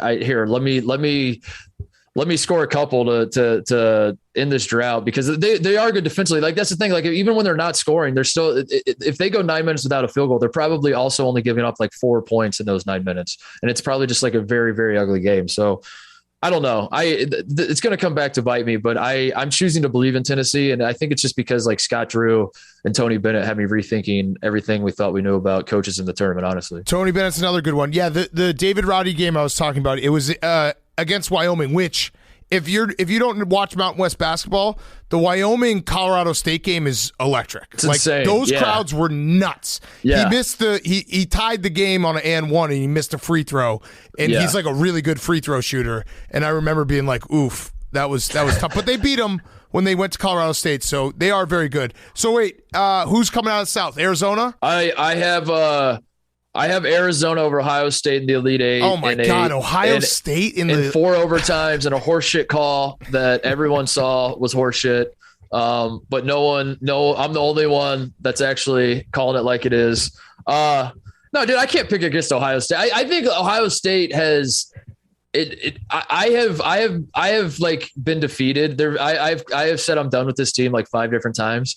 And then when I wake up on Selection Sunday and I see we're playing Loyola, and Loyola has, to my knowledge, no NBA players. I know Lucas Williams is really good. Maybe he'll prove me wrong, but they lost their best player from last year. They lost their coach. They have a first-year coach. They play in a fucking Mickey Mouse conference. And you're telling me Ohio State with an All-American and EJ Liddell and a lottery pick and Malachi Branham, we're underdogs against this team? How is that possible? It's media bias against you. You hit the nail on the head. Insane. Yeah. Everyone hates Ohio State. You need Kyle Young, my favorite 90s reliever. He's going to play. He is. I love Kyle Young. So. If people don't know Kyle Young, if you looked at him, you'd be like, "Oh, this guy's a reliever." He's a reliever for the Cincinnati Reds in like 1994. I think you guys need to. He looks like a guy. He looks like a quarterback that was taken in like the 2014 draft that has had some. Or I guess 2014 is probably too far back. Like the 2018 draft that had some old tweets dug up and like had to go back and like, he was like from some small school and he was like, wait, that shit's permanent. I got to go delete that. Yeah. He looks like that kind of guy too. You guys have to have somebody in the crowd to counterbalance the Sister Jean fan. You need to get Urban Meyer to root for you guys. What about Bucknut? No, it's gotta be Urban. Only Urban can take away. It's like the little angel and the devil on the shoulder of the game. Urban gets Sister Jean to dance in his lap. Yeah, Urban that's how Sister Jean. He just wheels her into the women's room. Let's go, babe. You know, Sister Jean's older than the shoe. Oh, really? Yes. How about that? Like the Ohio horseshoe. Stadium horseshoe or like literal shoes? No, both, probably. Hold on, I'm gonna look it up again because I'm pretty sure that's the fact. While he's looking this up, just give me like a little bit of hope because we're big Jelly Walker fans on this podcast. Yeah. Me, Hank, and Billy, we took UAB as our bracket busters team Likewise. this year. Is there a chance that they can beat Houston? I honestly, in my heart of hearts, I'm gonna hedge. I'm gonna speak out both sides of my mouth, so that way I can't be wrong here. I also picked UAB to win, but I know that it's a very stupid pick. I picked UAB because I'm like you guys. I got sucked into the Jelly Walker experience, and I was like, I have to pick them to win one game, especially if they're a 12 seed. I'm going to pick them in the 12-5 game. The problem, so Houston, I hate Houston, and people that listen to my show know this. I've been calling Houston a fraud for 2 years. They went to the Final Four last year, playing nothing but double-digit seeds. They in the middle of the year last year. I don't know if you remember this, Dan. You might. Mark Few and Houston and Gonzaga both had like COVID pot, like their opponents couldn't play. They had to cancel games. So they had like a week off. Mark Few tried to do an impromptu game with Houston and Gonzaga. Houston declined, said that they weren't ready to play. They couldn't play. And instead they scheduled like a D3 team in Texas. That set off the alarm bells for me that these guys are frauds and they don't want the smoke from anyone. Didn't they win by like 70 points? Yeah, no, they played like a fake school. Our Lady of the Lake. Yeah, that's right. I remember that game. I know that game, Mark. Come on. So I hate Houston, like where their program's at right now. But I got to say, like Houston loads up on wins on shitty schools that are like mid tier, and UAB is exactly the type of team that Houston beats the hell out of. Like I think Houston's a fraud in the sense that like if they play Illinois, if they play Arizona, they're fucked. But UAB is like the exact type of team Houston will never lose to. So I still picked UAB, but I understand that it's a terrible pick, and I won't be surprised when Houston wins by 12. And Houston, like they're basically like, let's just get a bunch of big tough dudes and try extra hard on offensive rebounding. Yes. It's like this should be illegal. Like, get back on defense. This is not fair. You can't get 5 shots every time you go down. I looked it up. Sister Jean was born in 1919. The Horseshoe Ohio Stadium was built in 1922. Oh, she's older than the stadium. How about that? All right, let's go to the Midwest. Listen, I've already convinced myself that Colgate's going to beat Wisconsin. Really? Yeah, I'm so down. But this is actually that's sad. Well, here's the good news. When I'm the most down, that's usually when we do well. When I get confident is when things really fall apart. PFT, where are you at with the Wisconsin fandom in the sense of, because I struggle with this too with Tate being such a Carolina fan, and he lives and dies by every shot, and he swears he doesn't care. But I'm also going to watch on Thursday. I'm going to be sitting right next to him as Carolina's choking it away against Marquette. On the one hand, having your co-host have their heart ripped out, it is great content. On the other hand, they're your friend, and you don't love to see your friends upset. So where do you fall in this? Because I struggle with this, and I need your help. That's it's a fair point, because actually, like, one of the first videos that we put out was us at the Wisconsin-Florida game. That was the Elite Eight, right?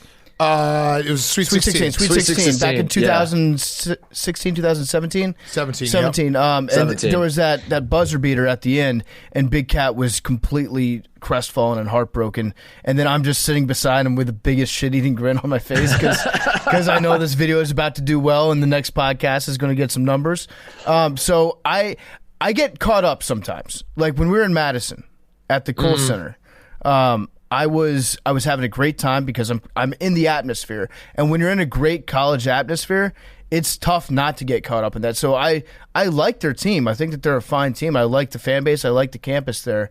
I think Wisconsin's a great university, one that I probably would have had a lot of fun going to. So I can like see myself rooting for those types of schools. Like UNC is kind of the same way for me, where I could get caught up in a UNC run. So while it's always good to see Big Cat completely miserable in terms of like the end result of the numbers that come in, in the moment, I'm always rooting for his teams. That's where I'm at. I cheer for the team, but then the moment the clock hits 0 and they lose, I see the silver lining immediately, and I'm like, this isn't the worst. I think it's from my all like genuine sense from PFT and Hank, and we've been doing it for a very long time.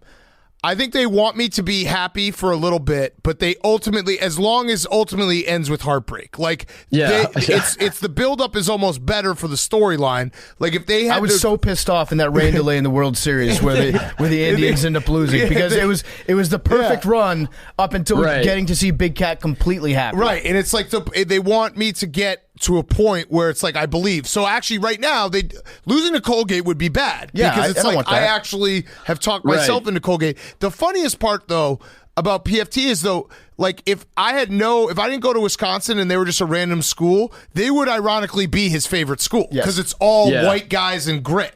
Like he would ironically be rooting for Brad Davison all the time. You know what I mean? In my game, like not in my joking about it. Yeah, that is true.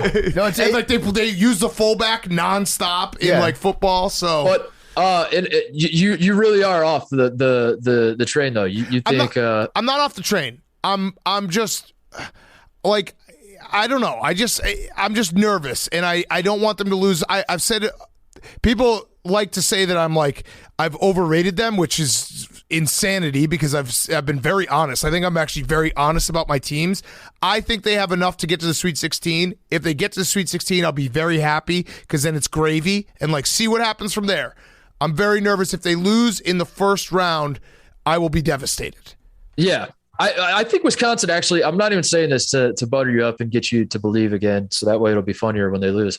I really believe this. So Wisconsin has a great draw. Yeah. You have like Iowa State has been sleepwalking through the Big 12 season. They were excited just to like start, what was it, 12-0 or something like that. They were dog shit last year. They started hot. So I think their fans have just been content since January, and they're like, we're not trying to even do anything in this tournament. LSU literally doesn't have a coach. So you get past Colgate, second round game, great position to be in. Then you're probably playing Auburn in the Sweet 16. I think Wisconsin matches up great with Auburn. Auburn's guards are like Brad Davison is going to eat those guys alive playing head games with their guards that try to take over every game. He's going to love that. I agree with everything you're saying, and I will go back to the fact that they're playing in Milwaukee on Friday, and I've been to a first 2-round game in Milwaukee. It might even be louder than the Kohl Center because people are drunker. And it's like it's the Kohl Center has a weird thing where half the crowd is like 70 years old and wearing sweaters, so it might be louder than the Kohl Center. So I'm going off of that that will be our ace in the hole. I still believe in them. It's more that I've just got my guard up because I don't want to get hurt in the first round. If we lose in the first round, I'm going to tweet a porn link. I'm going to tweet a porn link as my hacked link. You should do the one that James Brown did. The damp lips. Yeah, little blonde bitch sucking your trainer's cock. Yeah, no, I will be doing that. So get ready for that. I'm already planned on doing it. But yeah, whatever. All right, let's talk about the rest of this. Wait.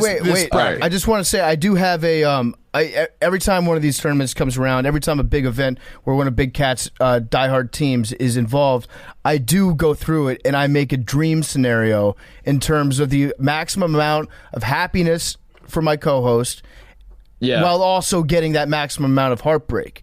For me this year, it's Wisconsin Duke in the finals. Yeah. Duke beating Wisconsin again. The numbers, Big Cat, you have to admit the numbers on that podcast would be we would release an emergency podcast on that Tuesday morning. Now I might even toss Gonzaga in there because Big Cat's now team anti Mark Few DUI. Well, so, I do stand against DUIs. You do. Do you? You're okay with drunk driving? No, okay. I'm against drunk driving. The charge is inconsequential. I think you should not drive drunk even if you don't get a DUI. Correct. I'm against all drunk driving. Losing to Duke would obviously be maximum pain. What about losing to Iowa in the Elite Eight? Very bad. Would be very bad. Let's talk about Iowa because Iowa's similar to Tennessee, Virginia Tech, the hot team. They have been playing incredible. Keegan Murray's awesome. Fran McCaffrey's never been to a Sweet 16. Is that true? I'm pretty sure that's true. I might have made that up. I'm going to double check. I also just don't I wasn't saying it was false. I was saying like Fran McCaffrey choking in the tournament has not got on my radar yet. I mean, I know like Iowa losing to Oregon last year, very fresh in my mind. I will not forget that for a very long time because it was that was a lot of times in the NCAA tournament team like Iowa, who had the National Player of the Year as a 2 seed, they lose in the second round. You think to yourself, like, if they played that 10 times, you know, they're probably winning at least 5 or 6 of them. This was just one of the times they didn't.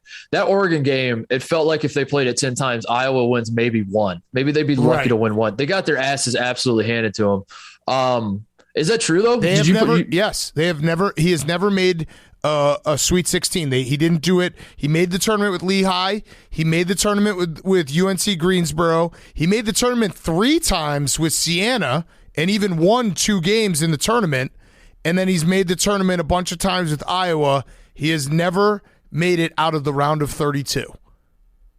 And now everyone's saying that they're like a championship team. And again, I think they have one of the best players in the country.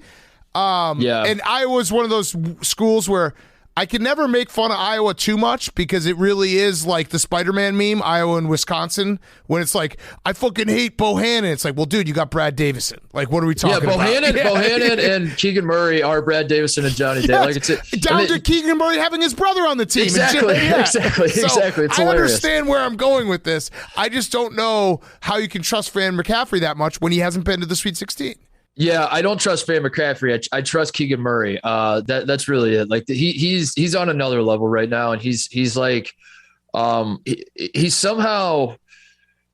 I really like. I woke up this morning and I thought to myself. I first of all, I didn't even realize that this was the case, but I got sent a link that I can vote for the Wooden Award. I had no idea that I could actually vote for the Player of the Year, but I guess. And I'm looking over the ballot, and to me, it's been Oscar Tshiebwe the entire season. Like he's been unbelievable. He doesn't really have bad games. He's a double machine. Kentucky's, you know, as I said, I picked him to win the title. But then I was looking at it and I was like, am I going to vote for Keegan Murray? Like, am I going to do this? Like, because he is unfucking believable and he's playing his best basketball right now.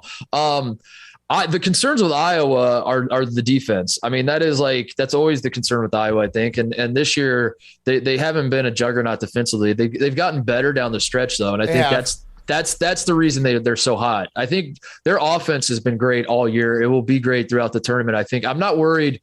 Like Oregon, when they played Oregon last year, the problem was the athleticism of Oregon just swallowed them alive. And you had like Joe Wieskamp and Luka Garza types. Those are the guys you were playing through.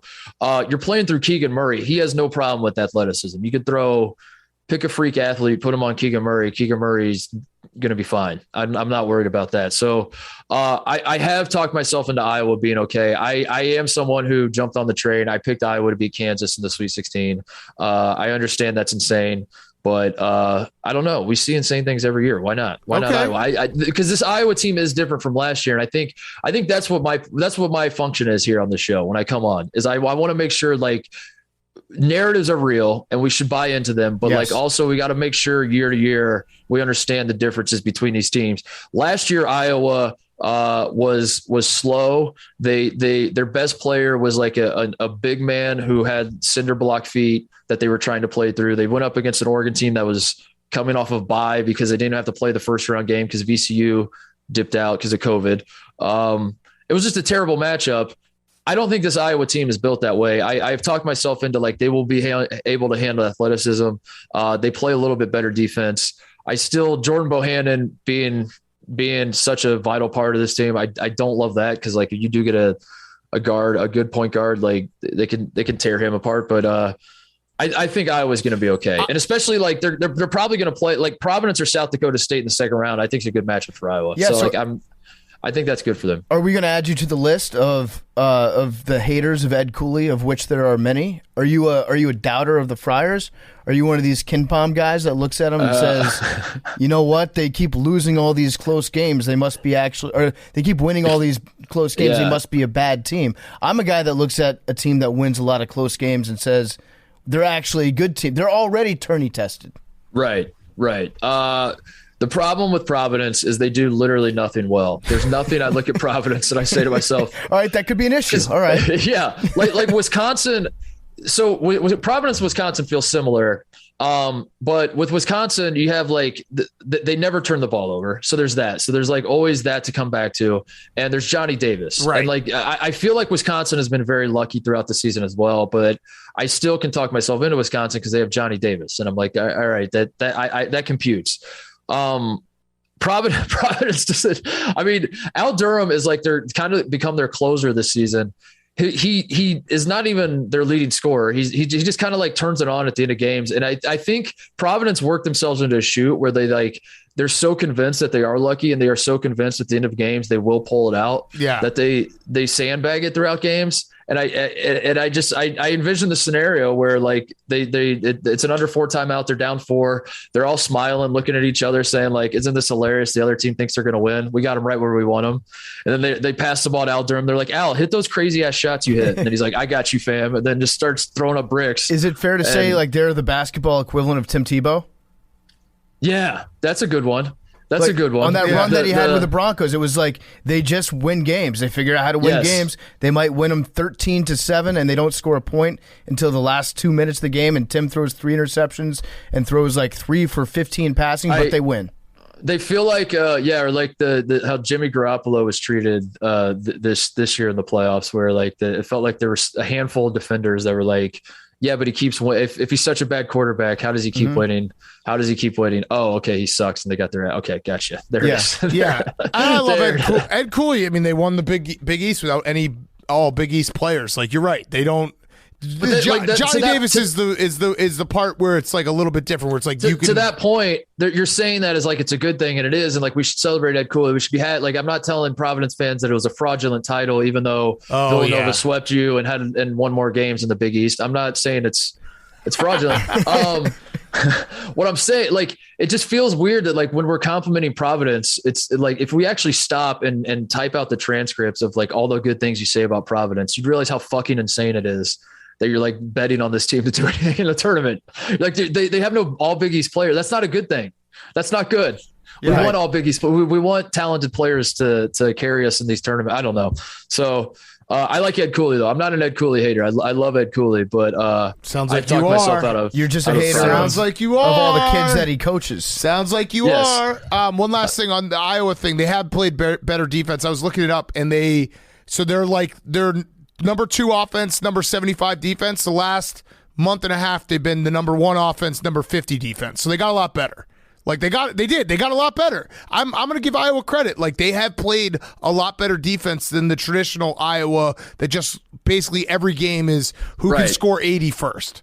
No, I mean, like they don't. To be fair, like I think picking Iowa to win the national title is absolutely insane. Like because it is going to come back and bite them. They don't play good enough defense. You have to play better defense than they play to win a national title. But they to your point, Dan, they're playing better than they played in the past, and I think that like makes it different. That makes this team a little different. I don't know. All right, we'll see. So give us your Final Four and your champion. We appreciate you coming on Titus and Tate podcast. Go listen to it. Also, hilarious video they had. Titus's dog Moses picked the bracket, and there was what game was it? I've never seen a dog more frozen in time. He's never done this either, which is hysterical. He had Illinois and Seton Hall. We do with Moses like you guys kind of did with Larry. The goal making the picks. He put treats out and he picks one. By the way, I was doing it with this with Moses ages ago. So the haters that are going to tell me that I'm ripping off part of my take, which is kind of how. Well, we ripped off Paul the Octopus. Yeah, Paul the Octopus. So, yeah, I mean, like, are we the first people to ever feed animals on the air? People are asking. So I've been doing this with Moses for 10 years, where we pick winners, and this is the first time I've ever seen him do this. He had Seton Hall in Illinois in the Sweet 16. He had Seton Hall beating Arizona. And then I put 2 treats down live on the air, and I said, pick between Illinois and Seton Hall. And he just stared at him. He just broke. It was amazing. He for a full minute, he just stared and would not move. So, what's his all-time record? Question? What's Moses' record? He's beaten me more often than not. I'll just put it that way. I'll put it that way. His claim to fame is he had Florida Gulf Coast in the Sweet 16 one year. Damn. The year that they went to the Sweet 16. I'm riding Moses. The 15 seed. Yeah, he had the 15 seed. I'm following Moses. Last year he had VCU in his title game, and VCU didn't even play. So technically VCU never lost in the NCAA tournament. So I think that was That was a pretty good pick that's too. huge. So. Oh, the question was your Final Four and champion, and then we'll let you go. Oh, Final Four. I went pretty chalky, as I always do, because I'm a coward. I did. I do think Gonzaga is going to make the Final Four. I think Gonzaga Duke is going to be the passing of the torch where Gonzaga becomes the new Duke. I like Gonzaga to make the Final Four. I think Arizona is the best team in the country, and I've thought that for a very long time this year. Even though I don't think they ever were number one, but I have loved Arizona all season. I think they're in the Final Four out of the South. I have Kentucky to win it all, so I obviously have Kentucky in the East, and then. The Midwest to me is the hardest. Like the Midwest, I think that's where the most chaos is going to happen. All the top seeds have obvious flaws to me. I took this a million different ways. I wanted to pick Wisconsin, Dan. I really did. I'm not just saying that to make you feel better, but I had Iowa beating Kansas. And then I went to do the Wisconsin-Auburn game, and I was like, there's no fucking way I can have two Big Ten teams. Yeah. So I picked Auburn to beat Wisconsin and then Auburn to beat Iowa. And Auburn's my fourth. I don't feel good about Auburn, to be honest. That's the one I feel the strongest about. It is perfect that we've talked many times about how badly we want a Big Ten team to win the national title because we're sick of all the jokes and everything.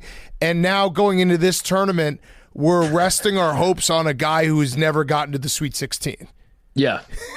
That's our Iowa is our team now. Like if you talk to any Big Ten fan, they're like, Iowa's playing great. Iowa could do it. So I think we're gonna probably have to wait another year. We're gonna have to wait another year. It sucks. Yeah. It really sucks. It sucks to be in a position where because you're better than anyone else at arguing that the Big Ten actually doesn't suck. Like you're a pro at this. You've been doing this your whole life. I'm in a position where like I'm at a loss for words, man. Like I really just don't know what to say when people are like the Big Ten sucks. You guys are never going to win a national title. I've run out of ammo. I have no idea what to say. Never give up. Never give up. I do a lot of switching wins in the tournament to Big Ten bowl game wins. Big Ten bowl game wins counting as tournament wins. I think the reason I'm so flustered is it's usually we're fighting the war with SEC fans in football, and we can always say we're better than you at basketball. And then in basketball, we're fighting with ACC fans, and we're like we're better than you at football. But now the SEC has invested so heavily in basketball, and the SEC was like a better basketball league this year than the Big Ten. We're just we're in a tough position. We're in a tough position. I just basically play 3-card Monty at all times online with the Big Ten, where it's like I'm shuffling the deck and like moving numbers around. I was flexing about how they had the conference with the most teams in. Like you just got to keep getting people looking in different directions, hoping that they'll trick themselves into thinking that we're good. That's always the big flex, though, is if you can say we have the most teams in the tournament. That, to me, is the true test of a conference of champions. Mm-hmm. And then it's not your fault. You just you get matched up against each other eventually and take each other out. Cannibalize. I do think the Big Ten is going to find a way to get a lot of teams in the Sweet 16, which would be a surprise to people. I think that's going to be our small victory. I think we get like a lot of teams in the Sweet 16, like, and by a lot I mean like 3 or 4. 3 out of 9. Yeah, and then none of them make the Final Four, and we're like, yeah, but go back to the Sweet 16 where we were tied with 3 other conferences for having 3 teams in the Sweet 16. So suck our dicks, everyone. I'll promise this to you, Mark. I will figure out an advanced analytics number system where I award points to teams in different ways, and I'll have us as the winner of the tournament. And I'll give that to you as your talking point. How have you not gotten one of those kids at Barstool to build an algorithm for you? This is a Jake Marsh project, to build an algorithm for you with that has very heavy Big Ten bias, but it's like baked into the algorithm so deeply that no one can really figure it out. Well, I think this year it's going to be easy. I think it's just my brain. You just do the points scored by conference. Yeah, I think the algorithm is that. You should just take Ken Palm's algorithm and then just every Big Ten team gets moved up 3 spots, and that's really all it is. But it's like slightly disguised to where you can't see it so obviously. But I don't know. I'm on it. All right, well, Mark, thank you. Right. As always, we'll see you in New Orleans. Maybe we'll have you back on. We'd love to have you back on. Yeah, you guys going to New Orleans? Yeah. Do you want to drink a hand grenade with John Rothstein? I've only been to New Orleans twice in my life. Once I was just passing through, and the other time it was absolutely dead because it was like right around Christmas or something, and I was going to and Bourbon Street is dead.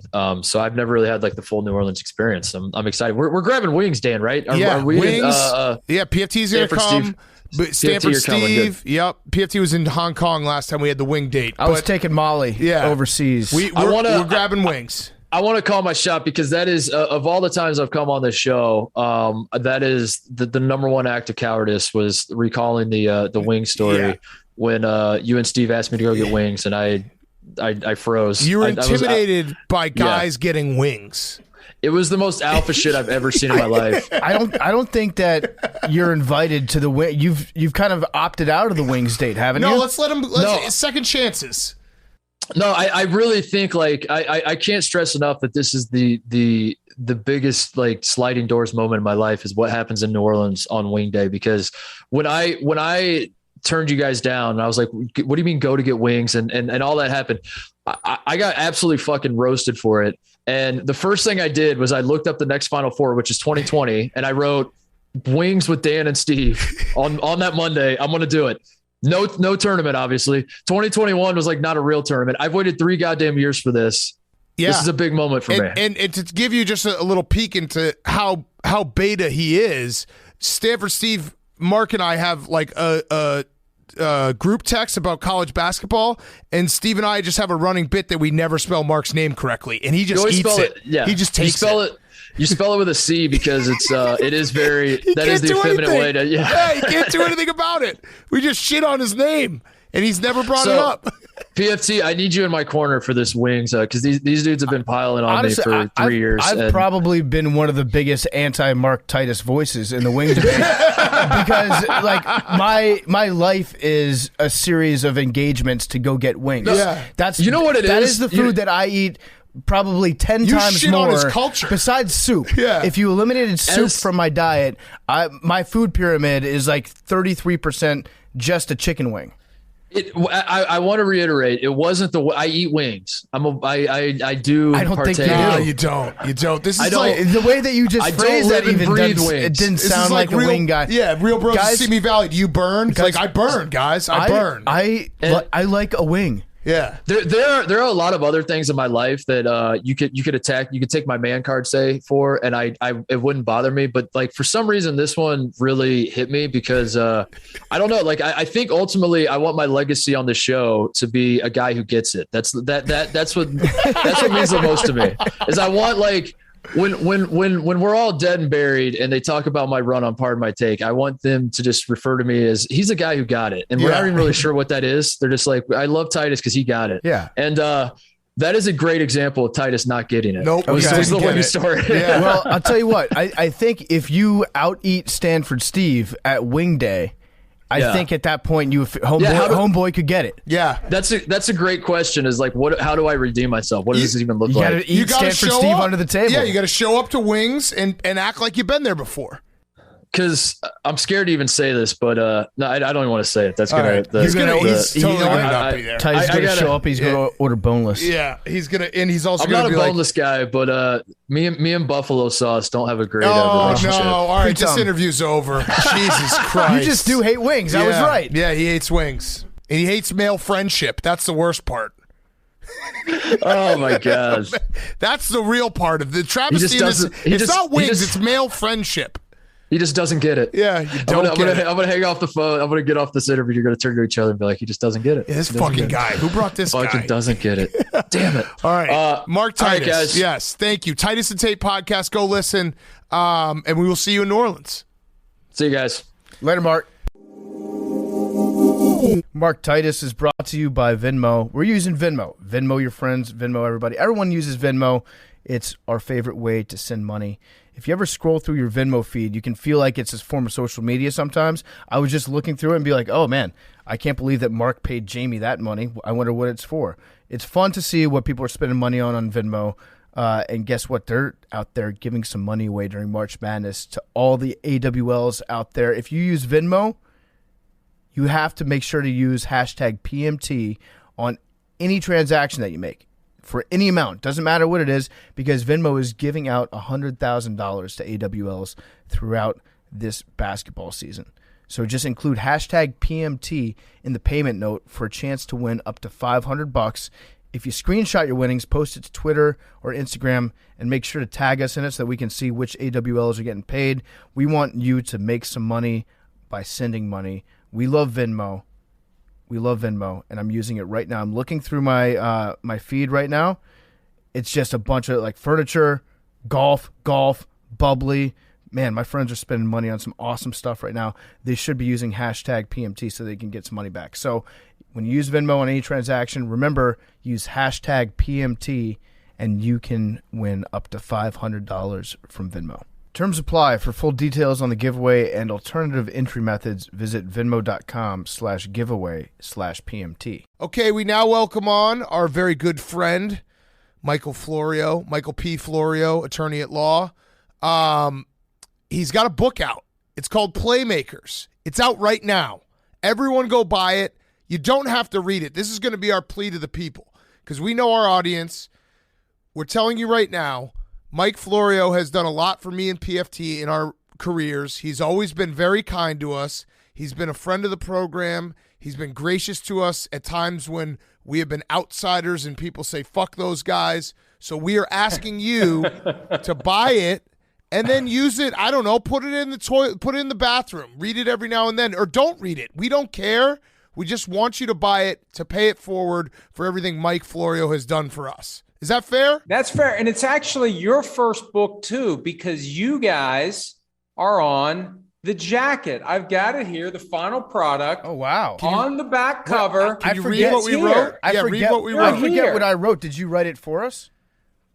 No, I don't know. I can't remember where any of this came from. Mike Florio is one of our top 3 favorite writers at Pro Football Talk. Thank you very much for that. Yep. And he is our favorite host of PFT Live. Thank you very much for that. We thought this book was going to be about the ESPN show. It's not, but it's still good. If you have to read a book, this would be a good choice. That's the nicest thing anyone said about the book. Well, you're welcome, Mike. And it is true. You've done more for us than a lot of people know. You probably could have just killed my career before it even started by asking me or suing me, since you're a lawyer, and getting me to stop using the PFT name in terms of what I write online. So buy his book. It's actually, I'll go one further, perfect Father's Day book. Because it's short. I'm looking at these chapters. This is the best part of the book, I think. Each chapter is like 2 or 3 pages, which makes you feel like you're doing some serious work as you're motoring through it. Hey, listen. I wrote it the way that I read. I hate reading long chapters because you want to finish a chapter. You want to have something accomplished.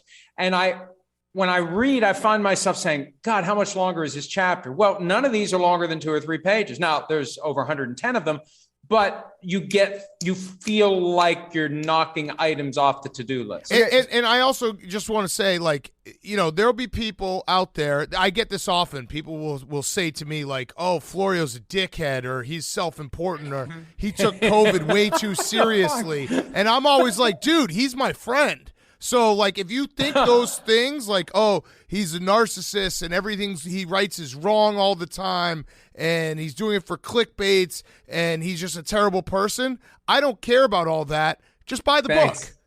Thanks. I appreciate that. That's good. We should have had that on the back cover.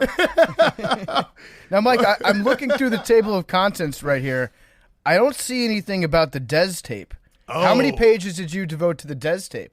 Let me tell you something. There was an entry proposed in the original outline. I put more work into crafting the outline of this damn thing than I did writing it. Once we had the outline agreed on, it wrote itself. So there was going to be a Dez tape chapter, but that landed on the cutting room floor. Technically, it was never written, but it was part of the outline. It's like the Dez tape of the Dez tape. Right. Where it existed. You're saying that there was one, but nobody knows where it went. Life imitates art. Exactly. There still is one. I know who has it. I've never seen it, but I know who has it, and I doubt that it ever sees the light of day. Okay, so we're going to do guys on free agency. That's why we have you on, but I want to have one last question about the book. Please do go buy it. Give us the quick summary of what the book is about. Last 20 years in the NFL, one scandal, controversy, anecdote at a time. It's broken down into 10 different sections, and you can fly through it pretty quickly, and it will give you either a refresher of things you thought you knew or had forgotten, or you'll learn some things you never knew. I was talking to somebody last night who never knew Chris Sims almost died in 2006 because his spleen was ruptured during a game against the Carolina Panthers. And and they had to do emergency surgery to save the guy's life. So that's in there, along with many other things. It just shows you how the NFL has evolved over the last 20 years, the things the NFL does right, the things it does wrong, and the things it needs to worry about going into the future. Although the reality is the NFL can screw up as much as it wants, and it's still going to make a ton of money, and millions are still going to tune in and watch the game. That's a fact. That's a fact. So that is the Chris Sims story is a good one to bring up. Obviously, if you've met Chris Sims, you knew it because he says it to you right away. He literally introduced himself as, "Hey, I'm Chris Sims. I don't have a spleen." All right, let's talk some free agency. I want to start with Tom Brady. You were on it. Now, you were kind of on it. I saw an interview you did like 3 or 4 days ago, saying he's not retired, he's coming back. But your understanding of it is that he's going to play for the 49ers. Are you standing pat with that he is still going to try to find a way to play for the 49ers this season? I think he's all in with the Buccaneers this year. I think he came to the conclusion he wasn't going to find a graceful exit from Tampa Bay, and that if he was going to play this year, he'd better jump on now before they make a move at quarterback that would make it impossible for him to come back. Now, he could have let that play out and then tried to finagle his way to another team. We had reported a couple of weeks ago the Dolphins were looking at a package deal. Sean Payton from the Saints, after he had resigned, try to compensate the Saints and hire him and get Brady from the Buccaneers. That went away when Brian Flores filed his lawsuit. So there was at least some thought, I believe, from Brady to play for someone else, but at the end of the day, he decided to stay with the Buccaneers. There's got to be a hell of a story behind that, because I do think he at least pondered the idea of going somewhere else. Perfect for Playmakers Part 2. Now, follow-up question to that. Do you think Bruce Arians is the coach for the Bucs coming up this next year? Because it's clear from everything I've understood, and I'm not an insider, you are, there was some tension there. Do you think that Brady's going to come back and maybe we have Bruce Arians walk away sometime in the summer or something? Or do you think that relationship will be okay going forward? Well, it's going to be very difficult for Arians to walk away and have it not look like he was pushed, and have it ultimately not look like Brady was the one who basically said, "Hey, I'll come back and play if we have a different head coach." So I'll be surprised if that happens. I know there's some people who are watching and waiting to see if something happens with Arians now that Brady is back. And I remember when Arians in 2020 was calling out Brady for interceptions and whatnot, and it was getting a little monotonous. It's like, don't you realize this is Tom Brady? And I always wondered whether or not ownership at some point said, "Hey, Bruce, look, we want this guy to be on the team next year when we can actually sell tickets and have people in the stadium, because he'll fill the stadium. Nobody's showing up to watch you. They're showing up to watch him. So quit criticizing him. Start, making him happy, because we need him to play as long as possible." So look, 2022, that stadium's full if Tom Brady's the quarterback. They don't care who the coach is. And I'm not saying that Arians is getting nudged away, but there may be just some things that have to change in order to allow the relationship to be what it can be. Okay, so Tom Brady retires after this season. Do you think that this was his plan the entire time to come back, and it was just a big game of chicken, and he was hoping that there would be some sort of release, and so he kind of went down this road, kept going down the road, and said, "Fine, I guess I'll just retire," because he wanted to play somewhere else. And then once he realized that the Bucs weren't willing to play ball, he just kind of threw his hands up and said, "All right, you win. I'll come back. I'll play for you." I really don't think he knew what he wanted to do when he retired. I don't know whether others were pushing him. We know that his wife for 5 years has been saying the "what else can you accomplish" line, and really tried last year after they won the Super Bowl. What else do you have to prove on the field in Tampa as the confetti was in the air? What else do you have to prove? And he got one more year out of it. And I feel like it was kind of a negotiated thing that he was going to retire after this year. But I was always stunned by the retirement talk. I know there's a narrative out there that he just retired because the media was hounding him. Well, no one was hounding him. He had said all year long he's playing through 2020. He said for years he's playing through the year in which he turns 45. No one was saying, "Hey, gee, maybe Tom Brady will retire after the 2021 season." That all popped up out of the blue. Rob Ninkovich was on ESPN, and he was the first one to say it. And they asked Byron Leftwich about it, the offensive coordinator of the Bucs, the next day. And his answer was enough to get me to say, holy shit, something's going on here. And then lo and behold, he retires. But 6 days later, that's when I knew he was coming back. I mean, 6 days after he retires, he goes on his own podcast and says, "Never say never, and I don't know how I'm going to feel in 6 months." He didn't know how he was going to feel in 6 weeks. He was back. And from that point forward, I knew he was coming back. Once I heard that, it was the same that I felt when Brett Favre was on David Letterman back in 2008 in April, and he said, when training camp rolls around, something's bound to happen. And it's like, holy shit, this guy's coming back. That was the same feeling I had 6 days after Brady retired. I just never thought he was coming back to the Bucs. It makes sense. It makes sense. And you were on top of it. Now let's do a different quarterback. The quarterback, they were all waiting to see what happens. Deshaun Watson. 2-part question. Mike Florio sitting here right now. Where does he end up in your mind? And will he serve any time suspended? Let me start with that one first, because I had believed all along that once he was either exonerated, charged, whatever, anything other than felony charges, he would have faced some sort of a suspension from the league immediately. I'm now thinking that they're going to wait, because one thing they've learned the hard way over the years, and there are plenty of examples spelled out in Playmakers, if you act before you have to act, there's a chance you're going to make a mistake. So they like to wait now until they absolutely positively have to do something. Last year, remember when he was facing all these charges, like, well, was he going to be on paid leave? The league didn't have to do anything because he wasn't trying to play. The Texans weren't putting him on the field, so no need to make a decision.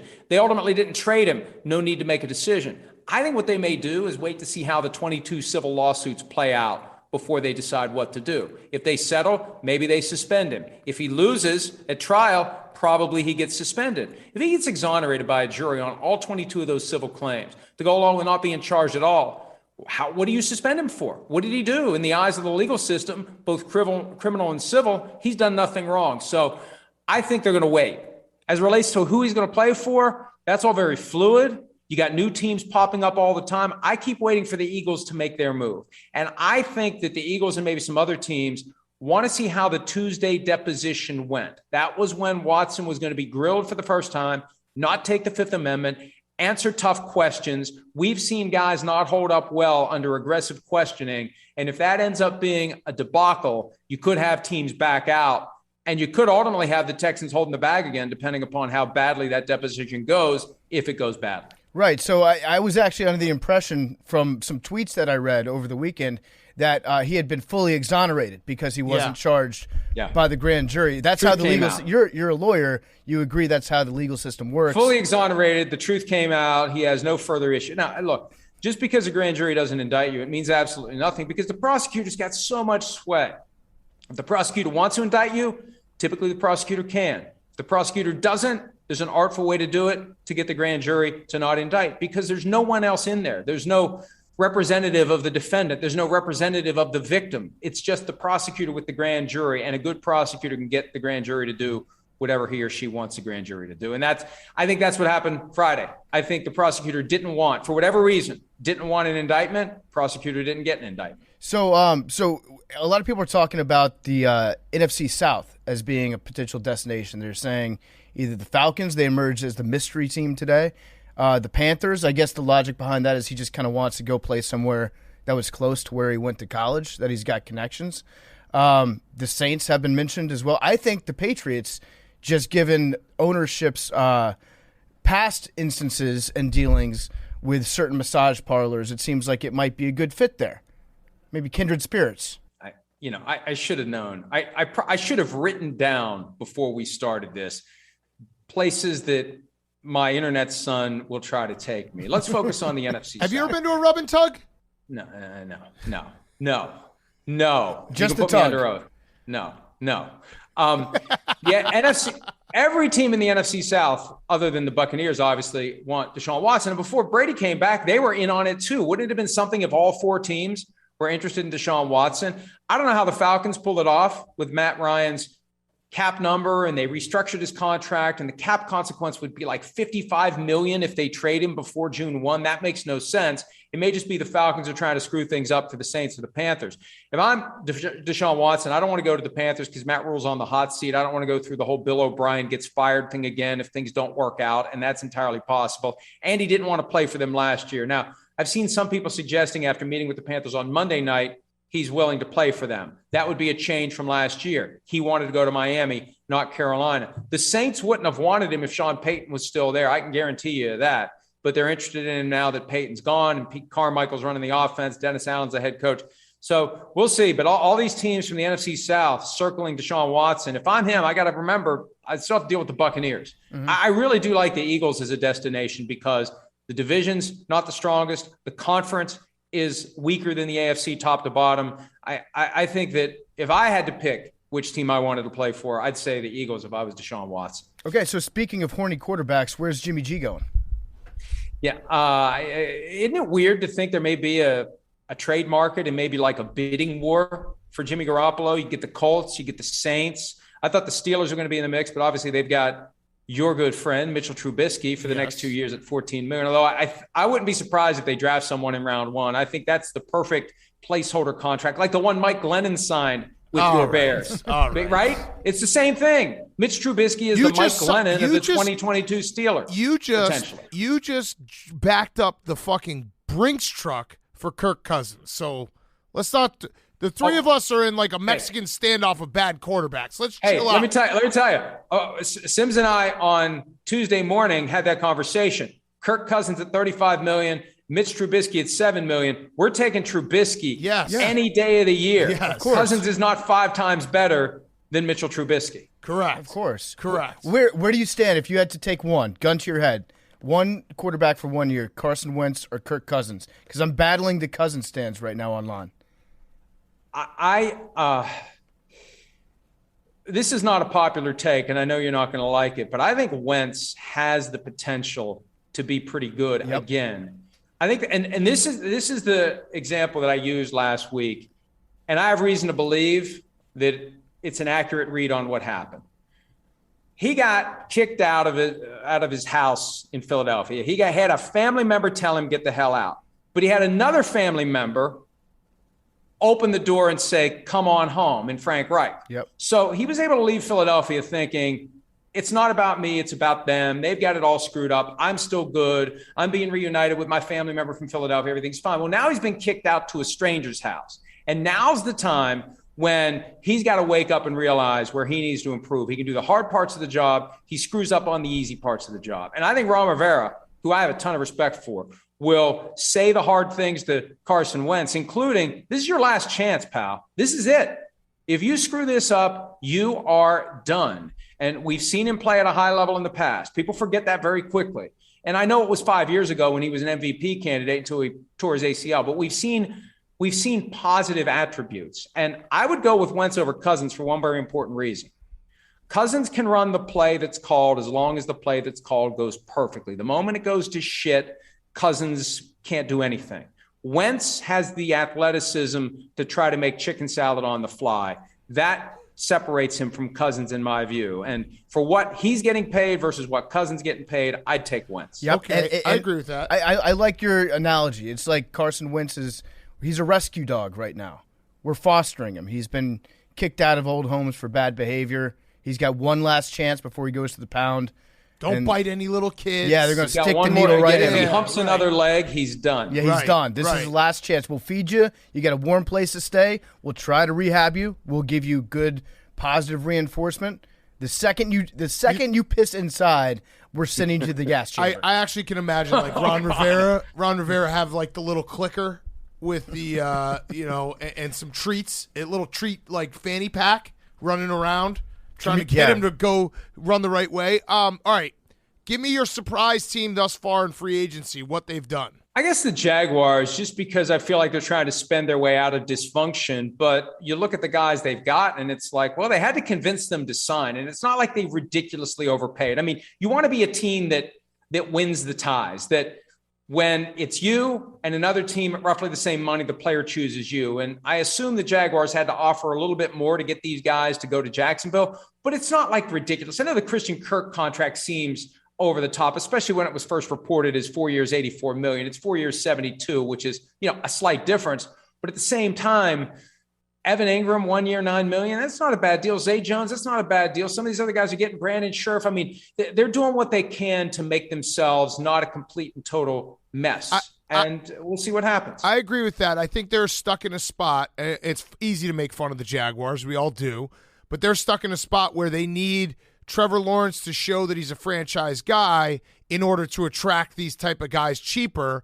But they also need to put some talent around him so he can show that he's a franchise guy. So this is almost a necessary step for them to get to the point where maybe in 2 or 3 years, guys are wanting to go to Jacksonville because Trevor Lawrence is that guy. And now's the time to spend on other players because you don't have to spend on Trevor Lawrence the way you'll have to if he becomes that guy. Correct. And then you have to convince guys to take less because Trevor Lawrence is accounting for 18% of the salary cap. What about Devontae Adams? Tell me that it's going to be impossible for the Packers to re-sign him. Well, the problem with the Packers is, and there's a few teams that do business this way, and I don't want to get too deep into the weeds, but the bottom line is most teams, when they sign someone to a long-term deal, will guarantee money fully beyond the first year. The Packers, the Bengals, and up until last year, the Steelers didn't, except for quarterbacks. The Steelers finally changed with T.J. Watt. The Packers this week, the deals they did with Preston Smith, Devondre Campbell, no guaranteed money beyond the first year. They rarely use the franchise tag, too, in Green Bay. So when you have a guy like Devontae Adams, who has over $20 million fully guaranteed this year, and you're not going to offer him guaranteed money beyond this year, what's the point in signing a long-term contract? I'll just take the $20 million this year, and then next year you can tag me again, and I'll get a 20% raise. So the way they do business is going to make it very hard to get Devontae Adams the kind of contract he wants. And I know he's told the team he's not going to play under the franchise tag. It's $20 million. He's going to do the Le'Veon Bell thing and sit out all year? I don't think so. I think push comes to shove, he takes the $20 million, especially with Aaron Rodgers back in the fold. The question is what happens next year. I'm just seeing some breaking news right now. Randy Gregory is actually signing with the Broncos, not with the Cowboys. Hashtag Shefty was wrong on that one. Well, and that's the only thing to keep in mind. This negotiating period, it's really the start of free agency, but nothing is done until it's done. And now he could have actually signed with the Cowboys since that's his former team, but the players aren't bound to any of this until the contracts are actually signed. Mm-hmm. So one last question. Update us on the Kyler Murray saga out in Arizona, because the way that played out this offseason, I think it's clear that he's just not a happy person. And anybody watching his body language, we are the body language experts on the sidelines, could have told you that this season. My big question is, how happy can the team be with him? We know he's not happy with them, but I feel like what's happened over the last, 4 or 5 months, not only in the front office, but maybe some of his teammates too, it's starting to wear a little bit thin. Well, first of all, you know the answer to this question. Is anybody 5'7" ever happy? No, absolutely not. Unless they're trying to take over Europe. I think this all comes down to, and you look at the range of quarterback salaries right now, and it goes from, technically Aaron Rodgers is now at $61.7 million, although I really don't think he's going to make that kind of money. But if you look at a new money analysis of his contract, it goes that high. And you've got Matt Ryan, the 10th highest paid quarterback at $30 million. There's a long way to go. It used to be, just a few years ago, the next guy who was in line for a contract became the highest paid player in NFL history by $500,000 a year. And they were going one after another, after another. Then Patrick Mahomes blows it out to $45 million. You get this broad range. So you get a guy like Kyler Murray, who the Cardinals want to keep. But where do you drop that number? And Big Cat, we've had this conversation on PFT Live before. We had it regarding Jared Goff. And we know the Rams screwed up, and they know they screwed up. They should have said to Goff, we're not going to make you the highest paid player in league history just because you're good enough to get a second contract. Yeah. So I think the Cardinals have their territory staked out. Murray has his, and there's a huge gap. And I think some of the crap that came out, the Mortensen thing about Murray being self-centered and finger-pointing and immature, I think some of that stuff was coming from the highest levels of the Cardinals organization to try to reel in his expectations. They have a problem. They got to figure out a middle ground. And I think they've got a huge gap between what Murray wants and what the Cardinals will pay. And I think that's what's really going on there. Okay, my last question. Give us your favorite story from Playmakers out now. Go buy it. Again, you don't have to like Florio. You can, in fact, hate him, but do it for us. And then throw it in the trash. We don't care. Just buy the book. Your favorite story to revisit in Playmakers that you're like, wow, we got this wrong at the time. Oh, wow. That we got wrong at the time? Yeah, where you went back and looked at it and you're like, the takes that happened during this time period were very far away from the truth. I think I know Florio's answer in terms of what's the one story he loves to talk about that nobody else talks about ever is the Wiznator story. You love the Wiznator story. Yeah. I saw that. But yeah, to the Big Cat's question, what's your biggest fuck up, Mike? Not yours personally, but maybe the national media where we were just like, the truth ended up being something totally different than what we discussed in the present.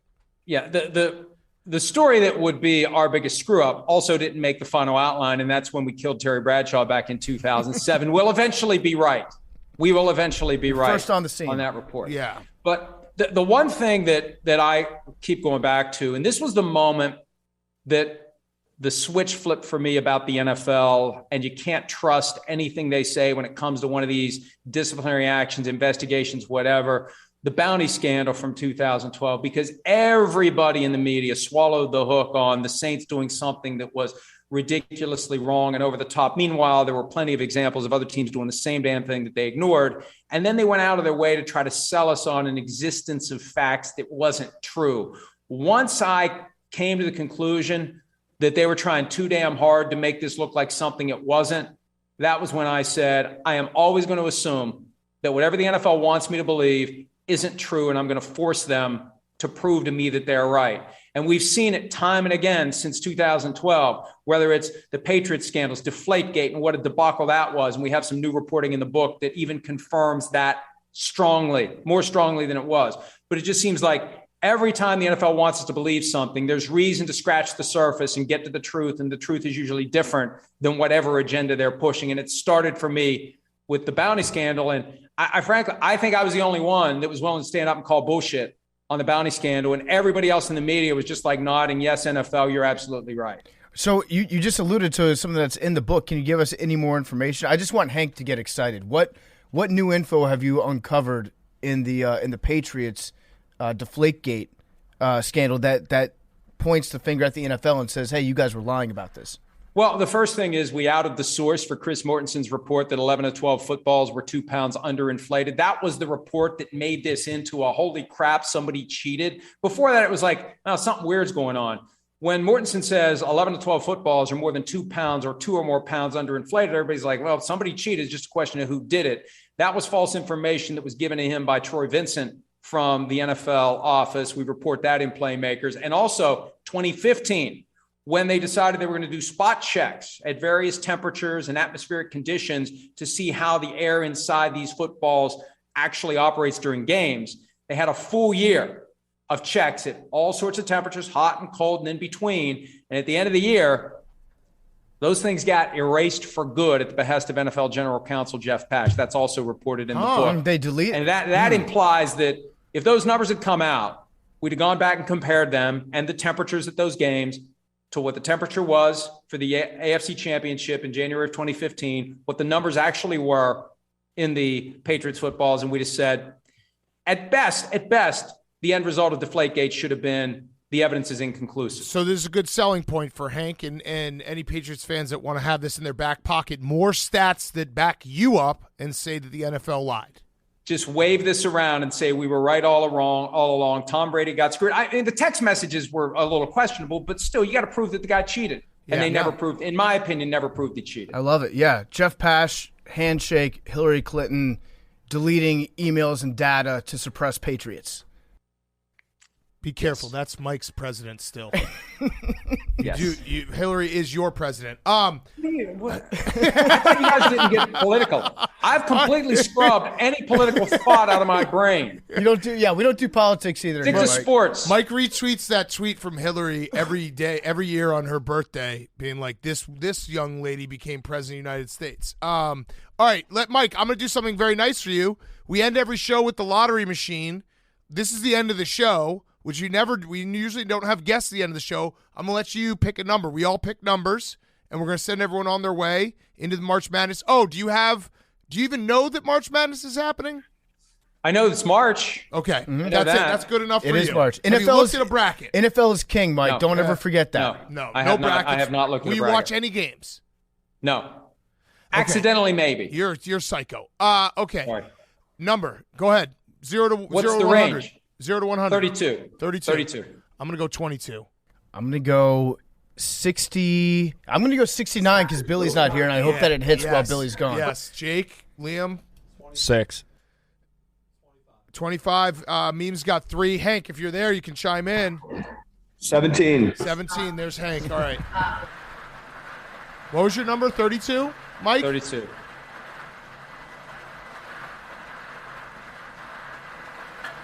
62. 62. Very close. Well, thank you for joining us, Mike. I also. What's the point of that? I'm sorry, I'm not. Was that not fun for you? What's the point of writing a book? That's we could do this all day. That's a very good question. Why do you watch football, that many times while I was writing it? Well, thank you, Mike. We love you, and we appreciate you always supporting us. And this is us supporting you. Again, just throw out the whole he went crazy with COVID and all this stuff, and, just forget about that. And buy the book. That he hates the Bengals. Yeah, buy the book. And that he's a Steelers homer and a Vikings Thank you. homer. And that he's going. short. Yeah. Don't forget about all that He's stuff. tweeting cryptic things about drunk people texting him. Yes. Who was that? Exactly. That was me. We're done recording tell now. you. So who was that? It was It was me. Shefty. Oh, okay. No. All right. Thank you, Mike. All right. Thanks, guys. See ya. All right. See ya. Love you guys.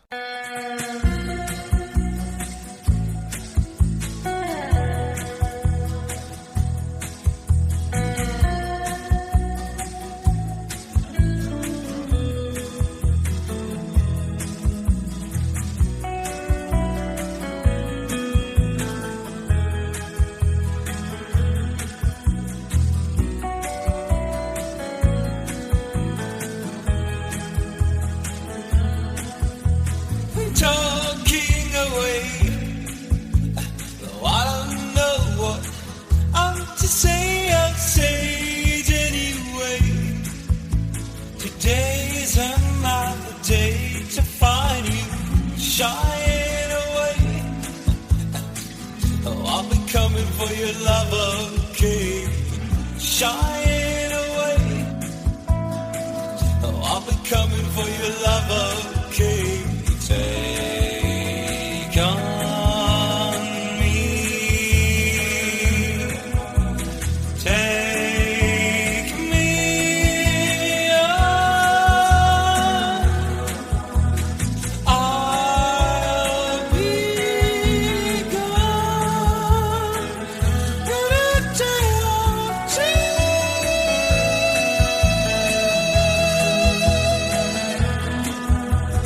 Needless to say, I'm on sentence, but I'll be stolen away. Slowly learning that life is okay. Say after me, oh, it's no better to be safe than sorry. Say after me, oh, it's no better to be safe than sorry. Take on me,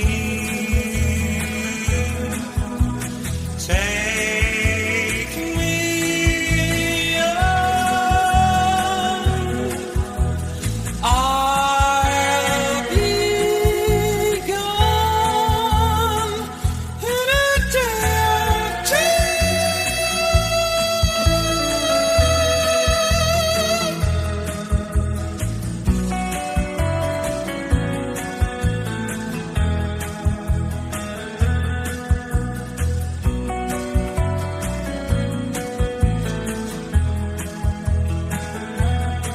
all the things that you say is in life, oh, just to play my worries away. You're all the things I've got to remember. You shying away. Oh, I'll be coming for you anyway. You shying away. Oh, I'll be coming for you anyway.